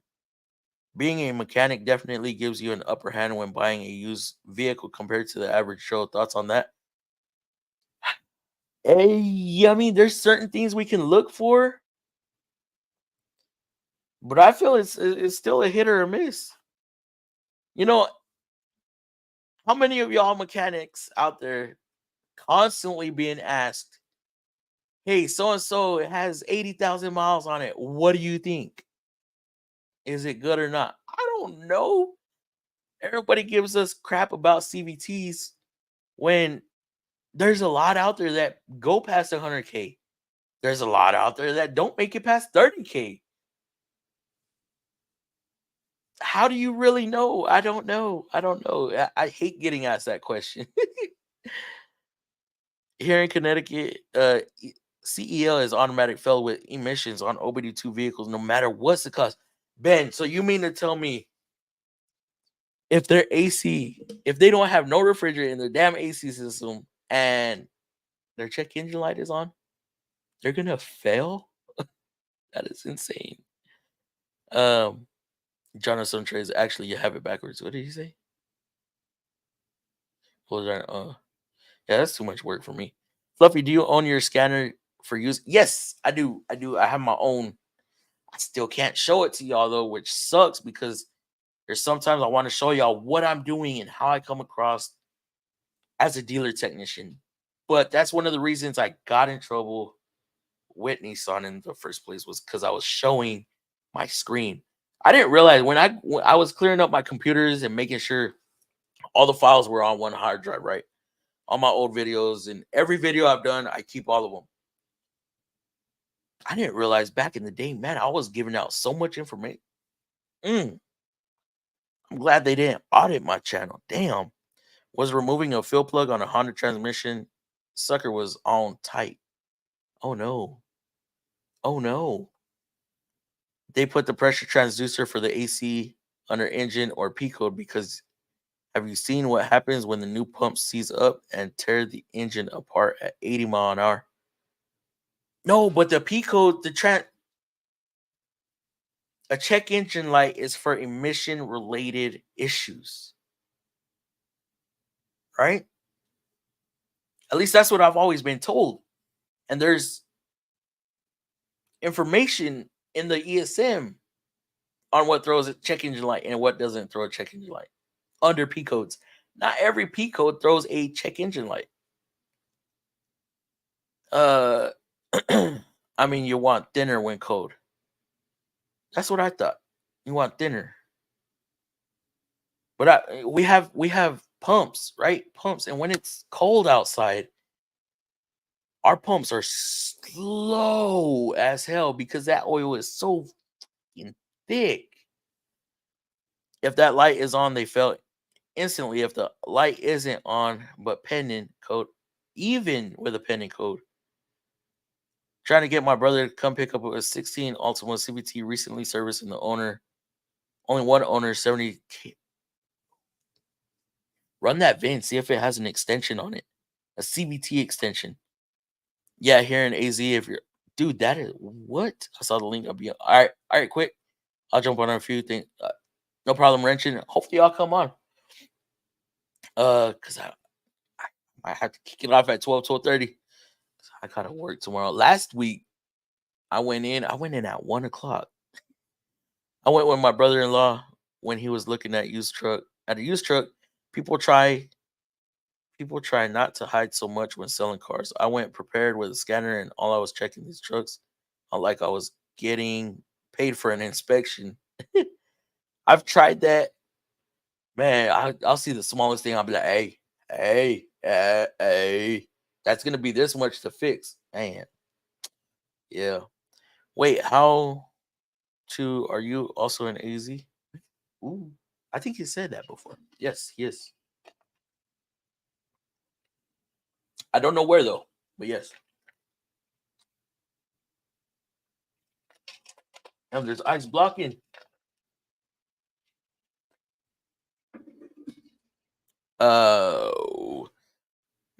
Massive two shits and Rhode Island are worse. They have full inspections if you have bad suspension. No way, bro. For real? I didn't realize I'm at an hour and a half, y'all. Holy crap. It took me that long to catch up on the comments. Like I said, I did not realize it took me that long. My bads. Where we at? Yeah, so I don't know. Nobody answered the question. I thought the check engine light only comes on for emissions related stuff. Actually, that's what I was under the impression for. Had to play dumb like you're not a mechanic though, just to see bullshit they try to say. Oh yeah. And then they try it and you're like,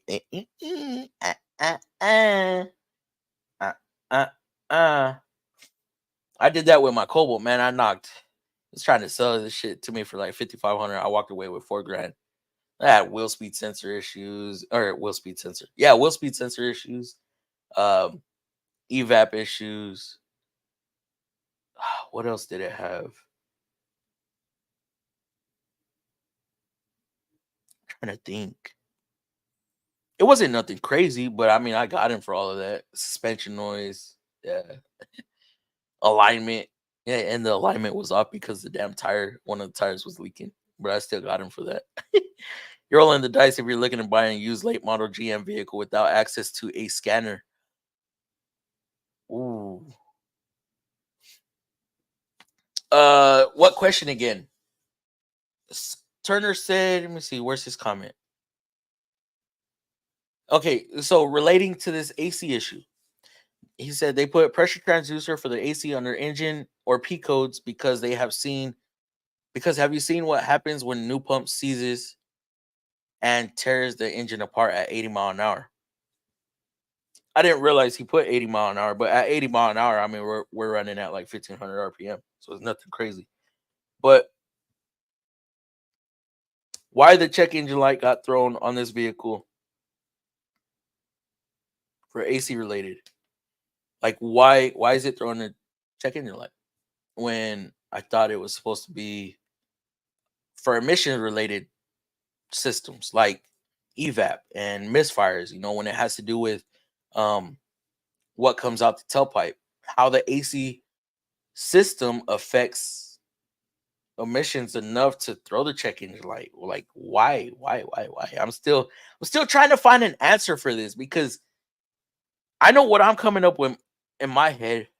There's no information on it in our ECM or ESM, or electronic service manual. Why? And it's gonna bug me. It's gonna bug me to the point where I'm gonna contact Nissan and be like, oh, why does this throw a check engine light? CEL can illuminate for P codes. I've never seen it illuminate for a C code. I've never seen it a T code. What is a T code and B code? Never seen it illuminate for a B code either. You can have a check engine light for a loss of communication with navigation systems. Loss of communication is going to be a U code. What the hell did someone say? You use thicker oil in cold weather because metal shrink. What kind of drugs? Thicker oil, no, thinner oil in cold because of metal shrinks. Thinner. Yeah, Turner, you didn't know. Yeah, Turner, you didn't know that. Just like you put winter air during the summer. I'm gonna bring up some summer stuff next stream probably. Extra drag on the motor cause engine to run richer. But why now? Why now? And this is a 22. This is a 22, and this is only on the Sentras that I've seen so far. On the 22 Sentra, AC pressure sensor for loss of refrigerant. Well, it doesn't even know it lost refrigerant. It just knows that the voltage is too low or too high. Too low, too high. Yeah. I exploded my AC compressor at 127. 7800 didn't stop the engine, but I can understand. I'd imagine it through a belt or something. P codes are not just, I know P codes aren't just emissions, but I'm saying what P codes are powertrain related. I'm saying the check engine light itself, the dummy light, to illuminate that. Not all P codes illuminate that light, right? I thought the light only comes on when it's emissions related. Anything that will affect the output, what comes out the tailpipe. The tailpipe. Yes, only an emission failure can cause CEL according to OBD2 government standards. And like I said earlier, there's manufacturers out there that will throw a check engine light for a NOx sensor. Nissan won't throw it for a NOx sensor. Nissan doesn't care about a NOx sensor. Y'all need to watch my video on motor oil ASAP, but we're busy right now. B code is body control module, airbag, dash, seat locations. I'm trying to think of ours. B00, B0, yeah. I had T codes for vehicles with independent transmission computer. For us, a transmission concern falls under P code. I think I might have history with C code. C code is going to be chassis related, traction control, and ABS stuff, or ADAS. So I'm assuming the leaking refrigerant is bad for the environment. That's what I thought at first, because of, they don't want, EPA doesn't want the refrigerant in the air. So I was like, maybe that's why. And then I'm like, no, wait, that don't make sense though, because why didn't they put them on before? Then I started thinking, I'm like, maybe it's because as pressure goes up, puts more load on the engine. The engine's the ECM can't calculate for that if it doesn't know how much load is being put on the engine by the AC compressor. Which, now that I'm thinking about it, makes sense, because on some of the vehicles, some of Nissans, if your power steering pressure sensor is faulty, it'll throw a check engine light. Because as you're building pressure in that power steering line, it's putting a load on the engine. That's starting to make sense now. My stretch belt stayed on, but the clutch and inners exploded and everything locked up. Had to cut the belt. It didn't throw the belt. I'm busy with Street Outlaws. Can't watch the oil video now. Huh?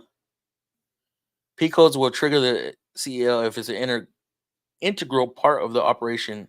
Does not always have to be emission related. Anything that can cause an engine to fail and cause an accident will trigger. It's not accident related. It's not accident related though. Turner, hurry up and come on. I could have sworn I sent you the link. Didn't I?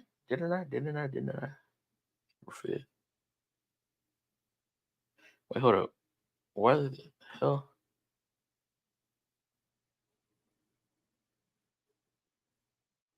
Yeah, I did. Right? Yeah. I think GM has a bunch of transmission modules inside the transmission submerged in the trans. Mic check real quick, Turner. Yeah, I think I hear you. Yep, you sound good. Yep. All Can right. you hear me? I can hear you. Hey, you're technically correct. No. The only thing that sets a check engine under the United States government federal emission laws is an emission failure.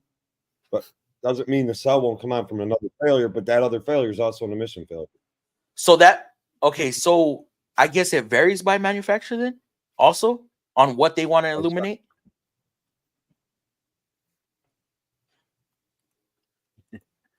Well, from what I've been learned, the check engine light is there. It was actually installed on the vehicle to warn the operator of the vehicle that there's something wrong with their vehicle, be it emissions, something's due to safety of the drivability of the vehicle, because your brake sensor will trigger and your wheel speed sensors will trigger a cell light. On what? Because I haven't there's so seen many that. things that will Not trigger a the light. cell. You're not talking about a cell light. You're probably talking about anti-lock brake, track light, or brake light. No, I'm talking about the check engine light, the little engine symbol, because it's related to the safe operation of the vehicle. Yes, it does. Never worked on any car I've ever worked on. Have you worked on Mercedes, GMC, Ford? I have a Chevy. I'll go unplug the brake switch right now and I'll drive it. No cells light. If I unplug my, sound good. You're saying if I unplug my brake light on my 18 Chevy truck, the cell's going to come on? My brake switch? Yep. You guys want to give me a minute? I'll go try it. I've never seen it. I've never seen it. I'm sorry, but I have never seen it. It should trigger it because the wheel speed sensor. I have seen brake pressure. The brake pressure transducer and the wheel speed sensor. Wheel speed sensor will trigger it. It's things that are related to emissions and the safe operation of the vehicle. I don't think it's safe operation of the vehicle. I still think they're translating that to some type of emission failure. Yeah, because we have track light and I'd have to check if they added safety to it too. They might have. Because now that you mentioned, I've seen the brake transducer shit. I've seen that set codes. Yeah, it used to be only emission related because they didn't want the manufacturer to be able to turn that light on for anything. Like you could have 10 codes set in a car and have no check engine light. Doesn't mean like there's no so what's Nissan's most favorite transmission code? The judder codes, right? The P17, F0, F0, F1, F2, F3, and F4. Those will not throw a check engine light. A P1715, I believe, for input speed will not throw a check engine light. But you have a pressure code and a solenoid code and torque converter codes. Those will. Yeah. So what I was saying was not all P codes relating to the transmission set a check engine light. Some codes will, but not every P code throws a check engine light. But if you're going off an emissions, just going off, if you're just going off the emissions end, it makes sense to put it because now you've got a leak in that system, literally outputting a toxic chemical into the atmosphere, therefore affecting the emissions of the vehicle and the atmosphere around it. So technically, it is acting in accordance. It's telling you, hey man, there's a leak in your system here, and this stuff's going everywhere. And but why a random year? Is it? Because I've only seen it on this 22. That's the thing. Manufacturers have just been getting really weird because I've seen some extremely weird codes trigger the check engine light, and it's like, what the hell? Like why is this even doing this? I had a dome light trigger the check engine. Like, what the? Maybe that's a Canada thing. I've never had a dome light trigger the check engine light. To be honest, I've never had that happen. An imported NPR from Japan. It's like, what the hell? Me either, Turbo. Does it meet federal emissions? If it meets federal emissions, it probably would not have been able to turn that cell on. Yeah. It has to be Mercedes and BMW are super sensitive. Yeah. I believe that right there, Supra. I have a bad speed switch. What? What turd? Then you tried to say switch. Oh, bad speed switch. Just joined in late. Busted Knuckles Garage. What is going on? Busted Knuckles. How you doing, bro? I have a bad speed sensor. No check engine light, ABS light, stability track light. Yeah, that's what we get when we have a wheel speed sensor failure, or what's that called? Steering angle sensor. That'll throw a VDC and traction control light on ours. Yeah. Hell, not even a stop lamp switch. Like I do remember all the way up to like 2008, the only things that would trigger the cell light were emissions related stuff, but that was primarily just the running of the engine. But after 2008, started seeing stupidest, like some of the strangest things triggering the cell lights. So Force will illuminate with the seat track failure. Checking your light can illuminate for a dash bulb being burnt out.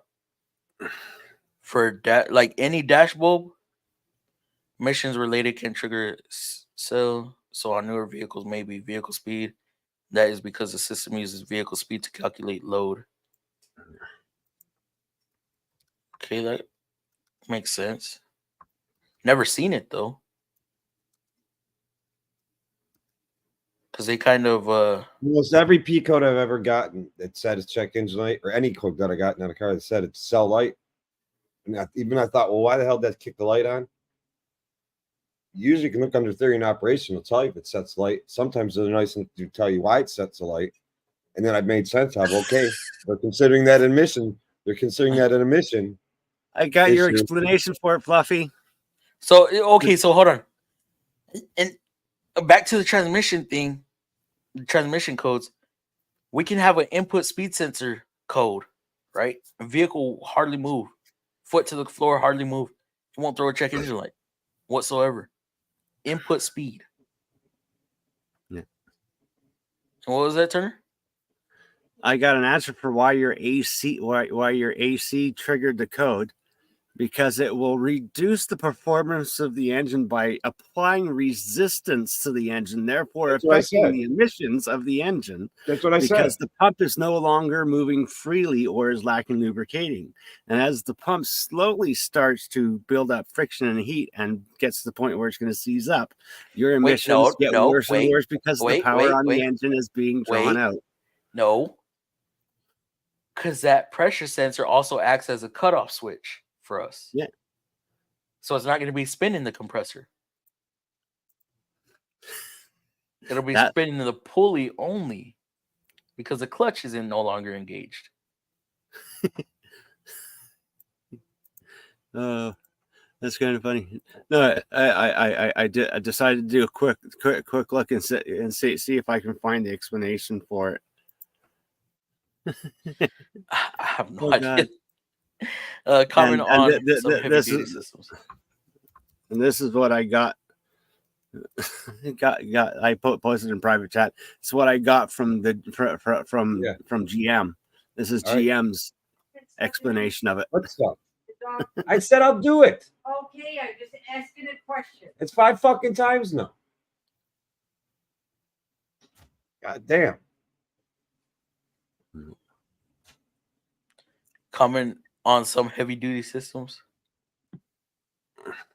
You mean for the check engine light? Some vehicles like Toyota have MNT RQD. What the hell is that? Fluffy, check your email. I saw Icon Tools for $100. Hold on, I'll get through. Let me get through these real quick. I don't know. Chevy said for anything don't have to be emissions. Some way or another, maybe. I don't know. This shit's just kind of weird. Ain't fun. Toyotas have MNT RCD light and check engine light. Mercedes has a dash full of Christmas lights for everything. Heavy duty systems. What the hell do you have on your face? These are my intelligent person glasses. Changed your voice too. Well, a lot of manufacturers put, like GM uses their service vehicles soon. to kick a light on when it was an emission failure and you had a code set, because that was legal to do. Huh. Just up to your channel, Busted Knuckles. Hey. Makes for tough talking between systems. Okay. Appreciate it. Super sending the love back with a sub as well. That's what's up. Had a check engine light I couldn't find with any OBD2 tester until I used my HT500, which pointed to the bulb for the passenger airbag shutoff switch. That caused a check engine light? What the hell's an HT500? That's that little dongle. You're thinking of DPF, SCR. So many of our buses. HT500. I don't know what that is. Yeah, he's talked about that before. It's like the little dongle that you Bluetooth to your phone. You're thinking of DPF, SCR. So many of our buses get signed off for checking the light. What up, Shopcat? Appreciate you coming through. If you take out any service light bulb, Ford's buzzer buzzes the code and the check engine light will stay on. Damn Ford. I think CEL is standard in Jeep Patriots. If it's off, I'll worry. So you mean you don't worry until that check engine light is off? That's funny. Yeah, see, he's got a Canadian mindset to a Jeep. When the light goes off on the Jeep, then there's something desperately wrong. As long as that light's on, you know that it's running and everything's working. That's like when you have an older vehicle that makes some sort of noise while driving. Once that noise is gone, you're like, what the hell's wrong with my car? What's wrong with my vehicle now? Yeah, my Chevy stops making a certain noise, man. I pull over. And it's like, okay. Had a Frontier the other day complaining when filling gas, it would spit back out. No checking the light on, but P0448 current in the system. What is that? That is going to be the vent control valve, or is that no? That's vent control, right? I think so. I know 449 is vent control. It's a vent. What is the evap purge solenoid or evap purge? Evap purge. That 442, or there's many of them now for the purge. Is there? There's no flow or no unable to release vacuum. What the hell? I guess it's not for the purge valve. Unreleased vacuum from tank. Huh. Yeah. Then you got voltage and circuit open circuit. Ours comes right from Cummins. So if you get how'd you make out on that Chevy? If you get like a P1450 on a Ford, most likely you got a purge valve that's stuck wide open all the time. A 1450? Yeah. And it says it's like something unable to bleed vacuum from fuel tank. Huh. Yeah. We got checking the lights for transmission output shaft speed sensor because ECM uses that info. Our Allison sensors fail for data received in error. Transmission output shaft speed sensor. Well, in heavy duty world with equipment and big trucks, that check engine light is actually more than just emissions. It's a save your bloody butt and a big bill. Like, I believe that. When you get into the tractors and that, they have a little check engine light in them now, and it triggers for everything and anything. Good point. What's up, Paul? Fiesel? What up, Paul? Appreciate you stopping by.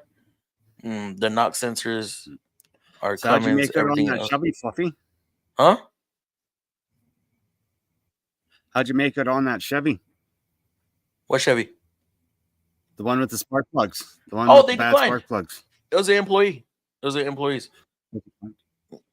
Yeah. I don't know how often he's been changing that plug out. Did you even break? I would have ran a compression test on that thing. Just a quick compression test. That dude wasn't paying for DIAG or nothing. We just checked the plugs, and that was it. Scanned for codes and pulled the plug. Or like, yeah, he needs new plugs. But I was like, there's something else going wrong with this, because he had Bosch in the other cylinders and AC Delco in that one. I'm like, what? And then I was like, let's pull cylinder 3. And that thing had the electrode was growing on it. So I'm like, or the ground strap. I was like, what in the fuck? It's like a diamond growing. Hold up. Jeez. Everything comes in Cummins boxes, but we're dealing with mid-range ISLs. Maybe that's why. Y'all talking crazy to me right now. I hate pre-2016 Cummins Allison interaction, constantly fighting dumb codes. 2008 was real bad. Tell the Frontier spitters are quitters. What? Related to busted knuckle films? Yeah, vent. So it is a vent control. Vent control valve TSB for that code on 11 plus Frontiers. Is that the one where you replace that little tube?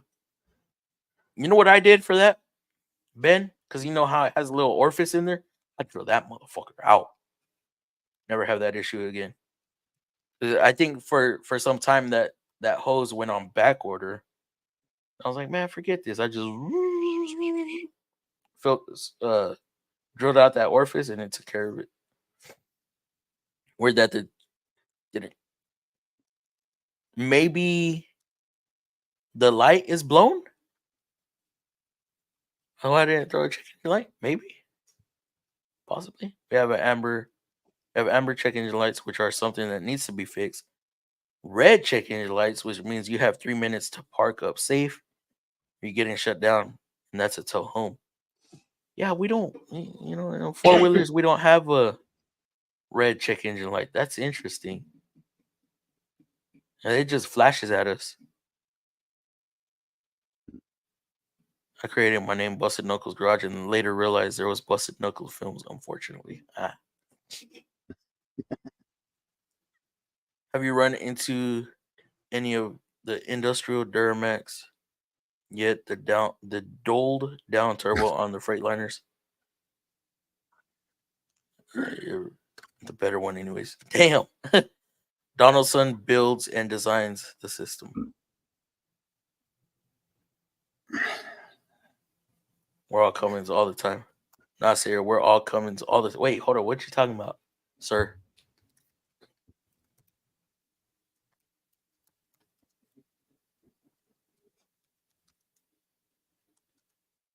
Can y'all hear me? I hear you. Okay, good. Y'all a little quiet. I'm like, oh shit. Turner's typing away. Oh Jesus. Good. Yeah. Good old Donaldson. Trying to respond to Shop Cat. I know them more as an air filter manufacturer.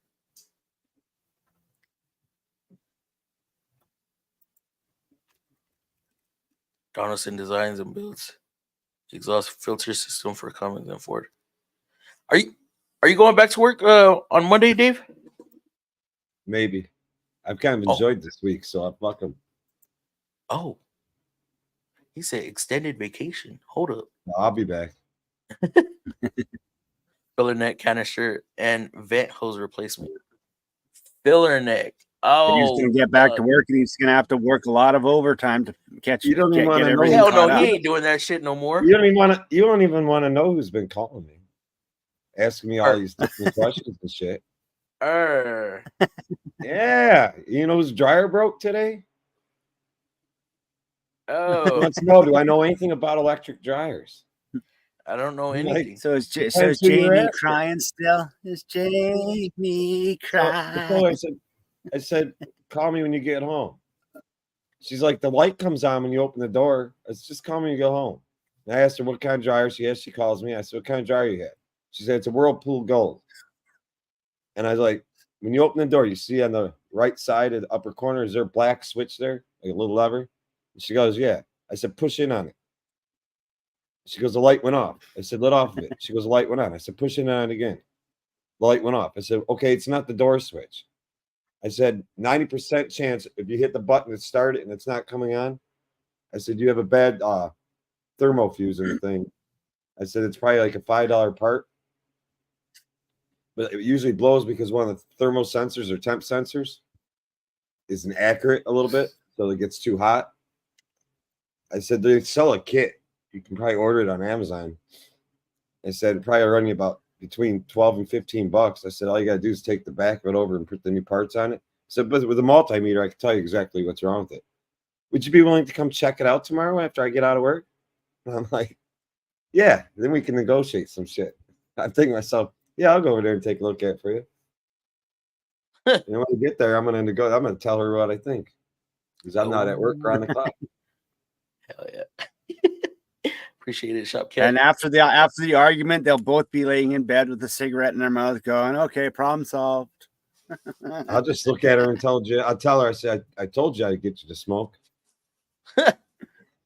She ain't gonna be smoking a cigarette though. Oh, Corning builds the So you just dial pins and broken cams and dead cylinder 5 then? On what? Oh, the Cummins. Oh. No, the little 5.9s, those are their problems. The 8.3s, they never really had too many issues, but they were such low RPM. The only problem with the big ones were the same as the Detroits. They just couldn't keep oil in them. Damn, my washer broke yesterday. That count? I don't know. You might need Dave's help with that one. No dial pin issue on the 8.9. Lots of VGT actuators and turbos though. Drop valves, bridges. Oh no. He should have told her the broken encabulate. Oh my goodness. I love that video. Who the hell told me that? Was it? Who told me about the encabulator? Was it I love that video. It's so hilarious. Say... That's how I try to talk to customers when customers start annoying me. That's what I talk to the customers. Like, I come up with all these random little things that sound like they make sense, but I want to say it was Baja that asked me about that or told me about it, and I was like, "Oh no, it's Kevin." Kevin brought up the encabulator. Yeah, the turbo encabulator. Yeah. You got to have the turbo encabulator going. Our new Tundras throw code for knock I could see it being Baja because I bet you that video shared all throughout Subaru as part of the training course, you know? Yeah, no, it was Kevin because when he told me about that, then he told JT about it. And yeah, they were giving me shit about it. I guess because that was a Chrysler thing too, some shit like that. It's in a Chrysler video. Yeah. New Tundras. Yeah, ours don't. No, I think they did it all at a Chrysler dealership. I think it was the guy that Learning did Center it. or something like that. All at a Chrysler dealership. So, and it was all off the top of the dome. One of the ultimate jokes in the world. New icon tools I emailed you is Harbor Freight response to Snap-on foam socket sets.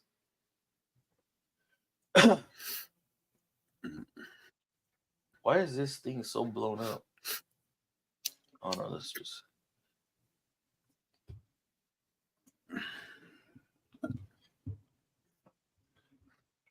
Oh, okay. Let's see what you're talking about. $100.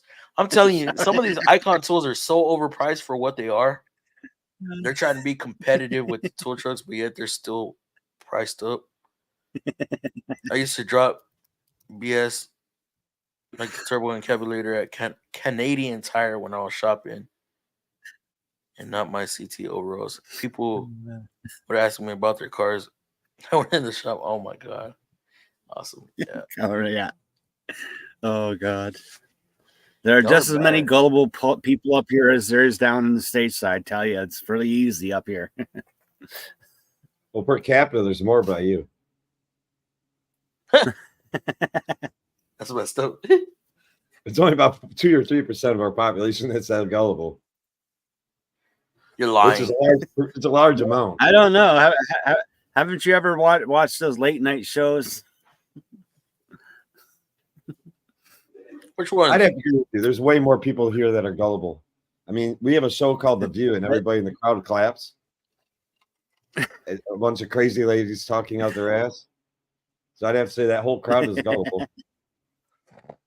Yeah. Oh god.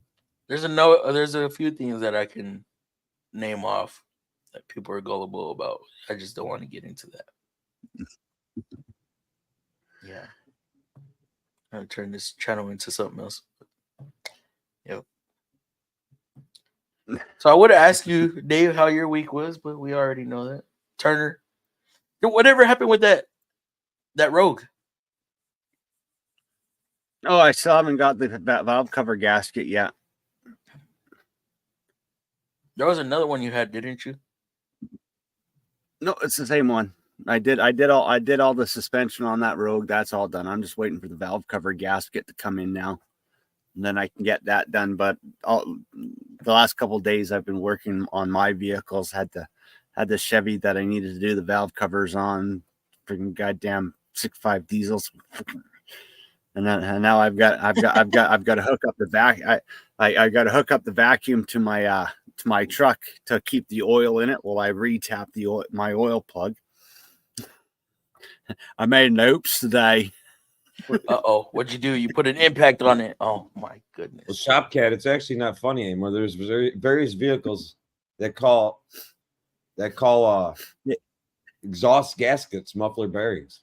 Yep. Nissan being one for our to use those as the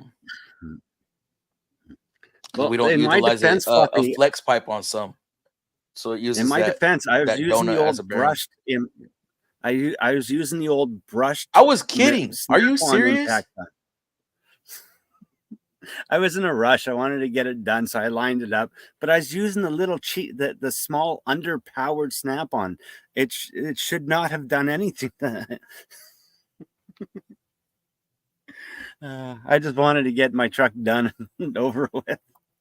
Would you use your personal truck? Yeah, my personal truck. What did you use? Well, that's what you get. Yeah, that's what I get for rushing. But you're not Russian. You're Canadian. What did he use? An impact. I used my little snap on 75 foot-pound torque impact. For what? To put my oil plug back in. Oh. Yeah. The thing is, I was doing the whole thing on the ground. I didn't even lift it up. I just slid underneath there, zoop, pulled it out, put the pan under, then zipped it back in, and didn't think anything about it because it's like, oh, it went in, no problem, okay.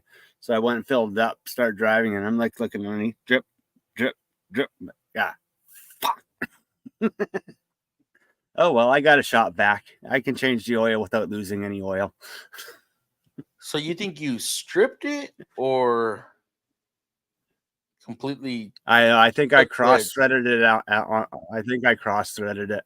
But you would have felt that. That's the thing. You would have thought that I felt it. It's got a new gasket on, new seal and everything. Like maybe you overcrushed the seal. Oh, yeah. Well, I don't think no matter what, I gotta pull it out anyways to see what's going on there. So, but I get to use the shop vac tomorrow for that, and it actually does work. That little putting the shop vac on the oil tube and turning it on, it keeps the oil in there. Yeah, I've yet to try that. That sounds like work, especially if you got a lift. I'd be like, well, I was working on it heard the guy working on it. He said you need muffler bearings. Better go ask the service guy. Yeah, Nissan utilizes those. People are definitely gullible. Service writers sell brake flushes at 10K. 10K is a little excessive. I wouldn't sell one that early. But we do recommend 15K or once a year. I'm going to jump on in 10 minutes. All right, bro, we'll be here. There's a guy out here. He goes around to all the tire shops and he cuts a hole in the fence to go in and steal used tires to resell them. He goes to the point of committing a criminal offense of cutting the fence, damaging property, and then committing theft to try to make $20 here and there. That's crazy. Yeah, some guy stealing old worn down tires. Really, Supra? They get in trouble for that? Oh, wait. It wasn't an employee. It was a random person. Well, yeah, I heard that. Did you know? We were talking about 20 years ago. Technically, taking anything out of a garbage bin can be considered theft from the company that owns the bin, because they make profit off of how often they frequently dump that bin.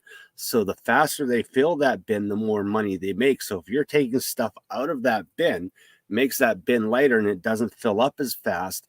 Therefore, they're not dumping it as often and not making the money off the weight, because when a garbage truck picks up the garbage bin, it weighs that bin and they get billed to the weight of the bin. So garbage companies, and depending where you are, they will actually charge you or hit you with an offense. It's only a minor offense, a slap on our wrist, but 6 of those makes it hard for you to travel. Turbo said, and "You're scrap metal bins. You try stealing from a scrapyard, see what happens to you." Yeah. Speaking of scrap, I gotta throw some. Just cut some of the threads diagonally, turn it into. Yeah, I've done that on the subframe bolts. Yeah, I've had a couple of oopsies. I heard a guy who was robbing the contractors at a hospital where my brother-in-law works. He'd come in at 3 a.m. and fill a bag with 2-foot chunk of copper pipe. Damn. Hey, he hit a home run with that copper. I assume it was like 28-inch hole in the fence.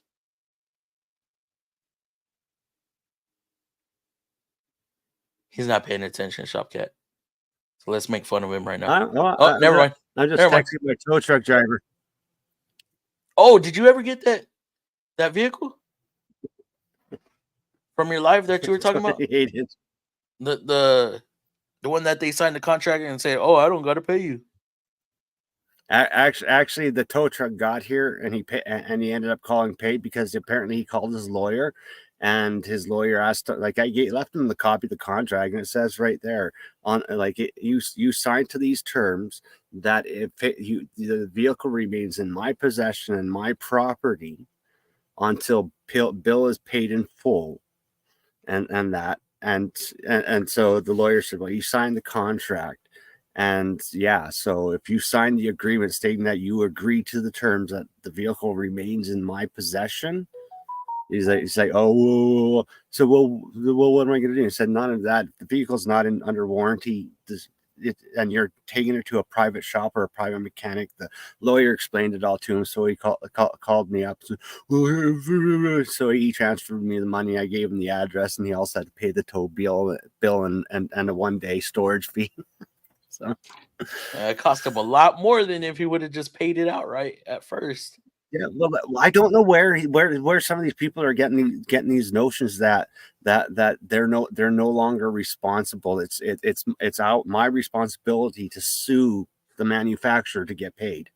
See, and I'm glad you brought this up, because I wanted to touch on this. Like, where this people Pathfinder, that Pathfinder with the rear brakes that people been talking about, that lady that's complaining about her rear brakes going out too fast. Like, if you feel like something is happening to your vehicle that shouldn't be happening so early, and you're still covered bumper to bumper, don't you think you should take that to the dealer? To the dealer, yeah. Right? Why would you take it somewhere else, knowing you have warranty, and get an opinion from them first? Because what if there's what if there's a known issue? Yeah. With that particular system, and they have a fix, or it's documented, or something. I don't understand. Yeah. I mean, do y'all deal with that, Dave? Where customers come in and, like, they say there's still, like, AC not working. Y'all refer them to the dealer if y'all know they're under warranty still? Yeah. Yeah. So I don't understand. R1234YF, you're damn right you want to go see the dealer if you're under warranty. Oh, hell yeah, because that shit ain't cheap. I mean, and even if you have extended warranty, extended warranty knows that you have manufacturer warranty or not. So especially on something like that, I mean, if it were me, I'd have the common sense to take it back to the dealer. If I suspect my rear brakes wore out too soon, I'm gonna suspect that there's an issue, and I'm gonna take it to the dealership.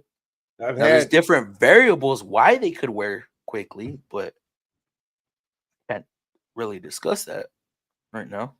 I've had situations where a customer did not want to go back to the dealer because they called the dealer or went to the dealer, and the dealer said they'd need the car for a week or two or whatever.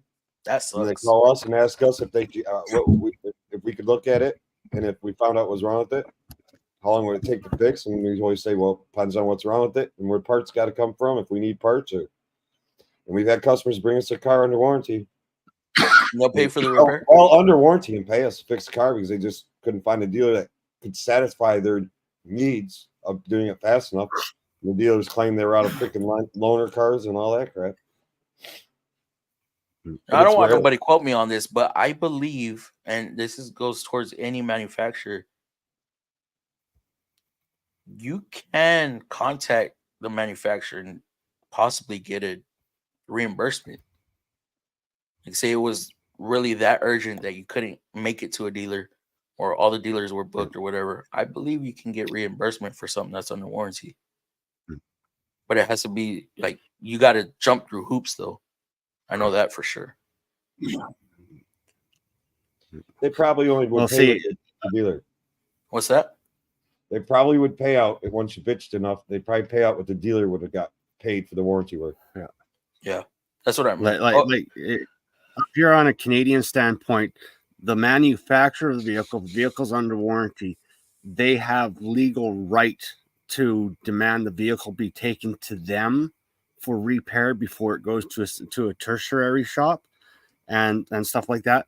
Just like if I give you a warranty and I tell you I'm warranting the part, they have to legally give me 30 days to rectify the problem before they can take it to another shop to have a shop fix it, and I pay the shop. If they do not give me that 30 days and they take it to another shop immediately and get another shop to work it, they cannot sue me for the repairs of the vehicle.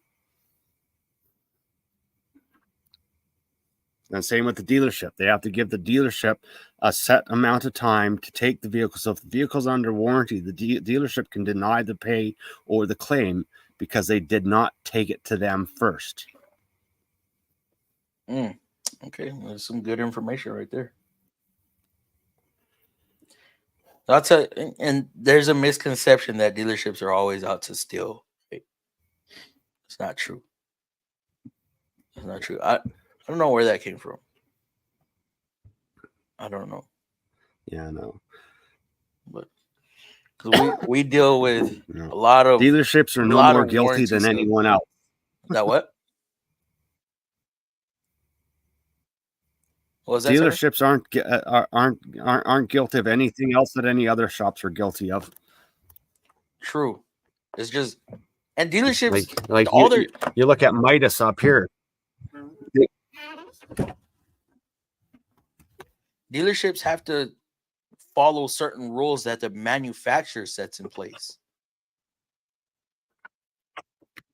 Because dealerships aren't owned by said manufacturers. They're usually only out to steal.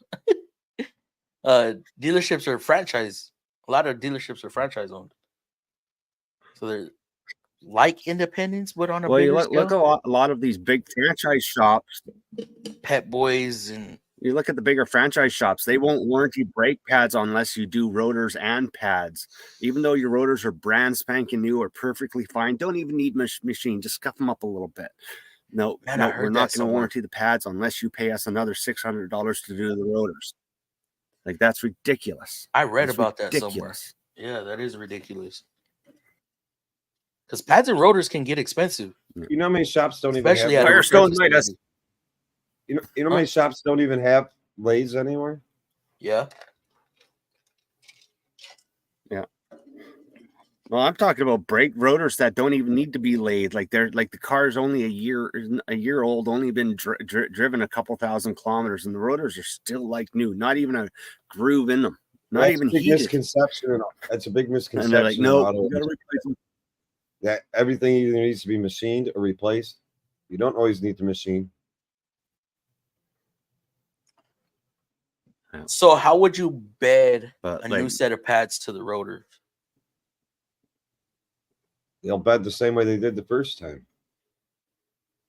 Yep. All I do is I'll just take some sandpaper and I'll scuff them up, and I'll take the pads and I'll rub them together. I'll put them on there. Good as gold. So get a wire wheel and go to town. No, just some sandpaper. No, but yeah, a whiz wheel's quicker. Like, I'm joking. I am joking. But that's the thing. Is like the thing that drives me crazy is these like the brake pads themselves. Like, for example, those lifetime warranty pads or those 1-year warranty pads or 60,000 mile pads. They don't care what the rotors or brake conditions are. But if the pads have dulled out before the expiration of that warranty, they'll replace them. I've never had a problem replacing brake pads. How do you put mileage on a? So why are shops going, well, we can't warranty the pads? How do you put mileage on brake pads? I don't know.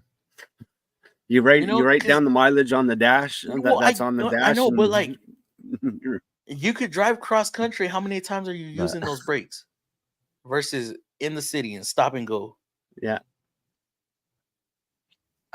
Well, also makes you wonder how cheap those pads really are when they say, "Hey, no problem, we'll give you a lifetime warranty on this pad, no problem." Like what kind of quality are these things? I'm actually do they have asbestos in them? Shopcat, we need to get you on the stream sometime then. So I know you're not afraid to be on camera, so whenever you're down, man, let me know. All right, guys, I'm gonna call it night, John. That's right, Fluffy. They're usually out to steal. Toyota sure tried to rob my mama. They're not gonna fly with this cat. What they tried to do to your mom? Hold on, give us some dirt on Toyota, bro. Because there's nothing but everybody talks highly of Toyota. What dirt do we have on Toyota? Wow. All right, is Wrenchin in here? Is Wrenchin still in here? He said 10 minutes. It's been 30 minutes. Jesus, bro. Or if Wrenchin, if you're still in, I think we're gonna go backstage here in a minute. Because it's what? Yeah, it's already midnight. So, yeah, if you're still in here, just join in. If not, we'll see y'all next time. I'm almost home. All right. Wrenchin, whenever you get home, just hop in, bro. We'll be here. We're probably gonna go backstage right now. They tried to sell her. I'm almost home. They tried to sell her on brakes with like 45 kilometer on her Corolla, or like brand new. She just, how much is 45? That's what? About 30,000 miles, maybe 35,000. They were like brand new. Has she already had them done? Hey man, that looks good. What is it? It's cat food. Oh, have a great. Peter, did you comment earlier? I don't remember calling you out earlier. I didn't even know Peter was up in here. Appreciate you coming through and watching for a little bit, Peter. I didn't see him there. Have a good night, Peter. Yes, sir. Okay, I'll jump backstage. Send me the link. All right, I think I sent it to you. Yeah, I'll resend it to you though. All right, y'all have a good night, and we will see y'all on Tuesday. About what we're going to talk about Tuesday, but yeah, we'll bring something up. Well, good night, Shannon, night, chat, FMFAM. Y'all have a good weekend. Even when you feel low, you can still go. Even when you feel slow, you can still go. Even when there's no hope, you can still go. I never answer to no, man, I still go. Go, go, go, go, go, go, go, go, go, go, go, go, go. Hustle hard, hustle every single day. I'll be making moves till I'm buried in my grave. To the system, I don't wanna be a slave. I've been doing shit my way, or the highway. And in the driveway is a nice range. Just cause I grind through the climb, I invite pain. You'll never hear me, bitch, nah, I don't complain. Just gotta flip the switch and you can go and obtain anything you want, anything you need. Your mind's got the key ingredient, it's belief. They'll deceive with the negativity, but I just slide right by that energy. Even when you feel low, you can still go.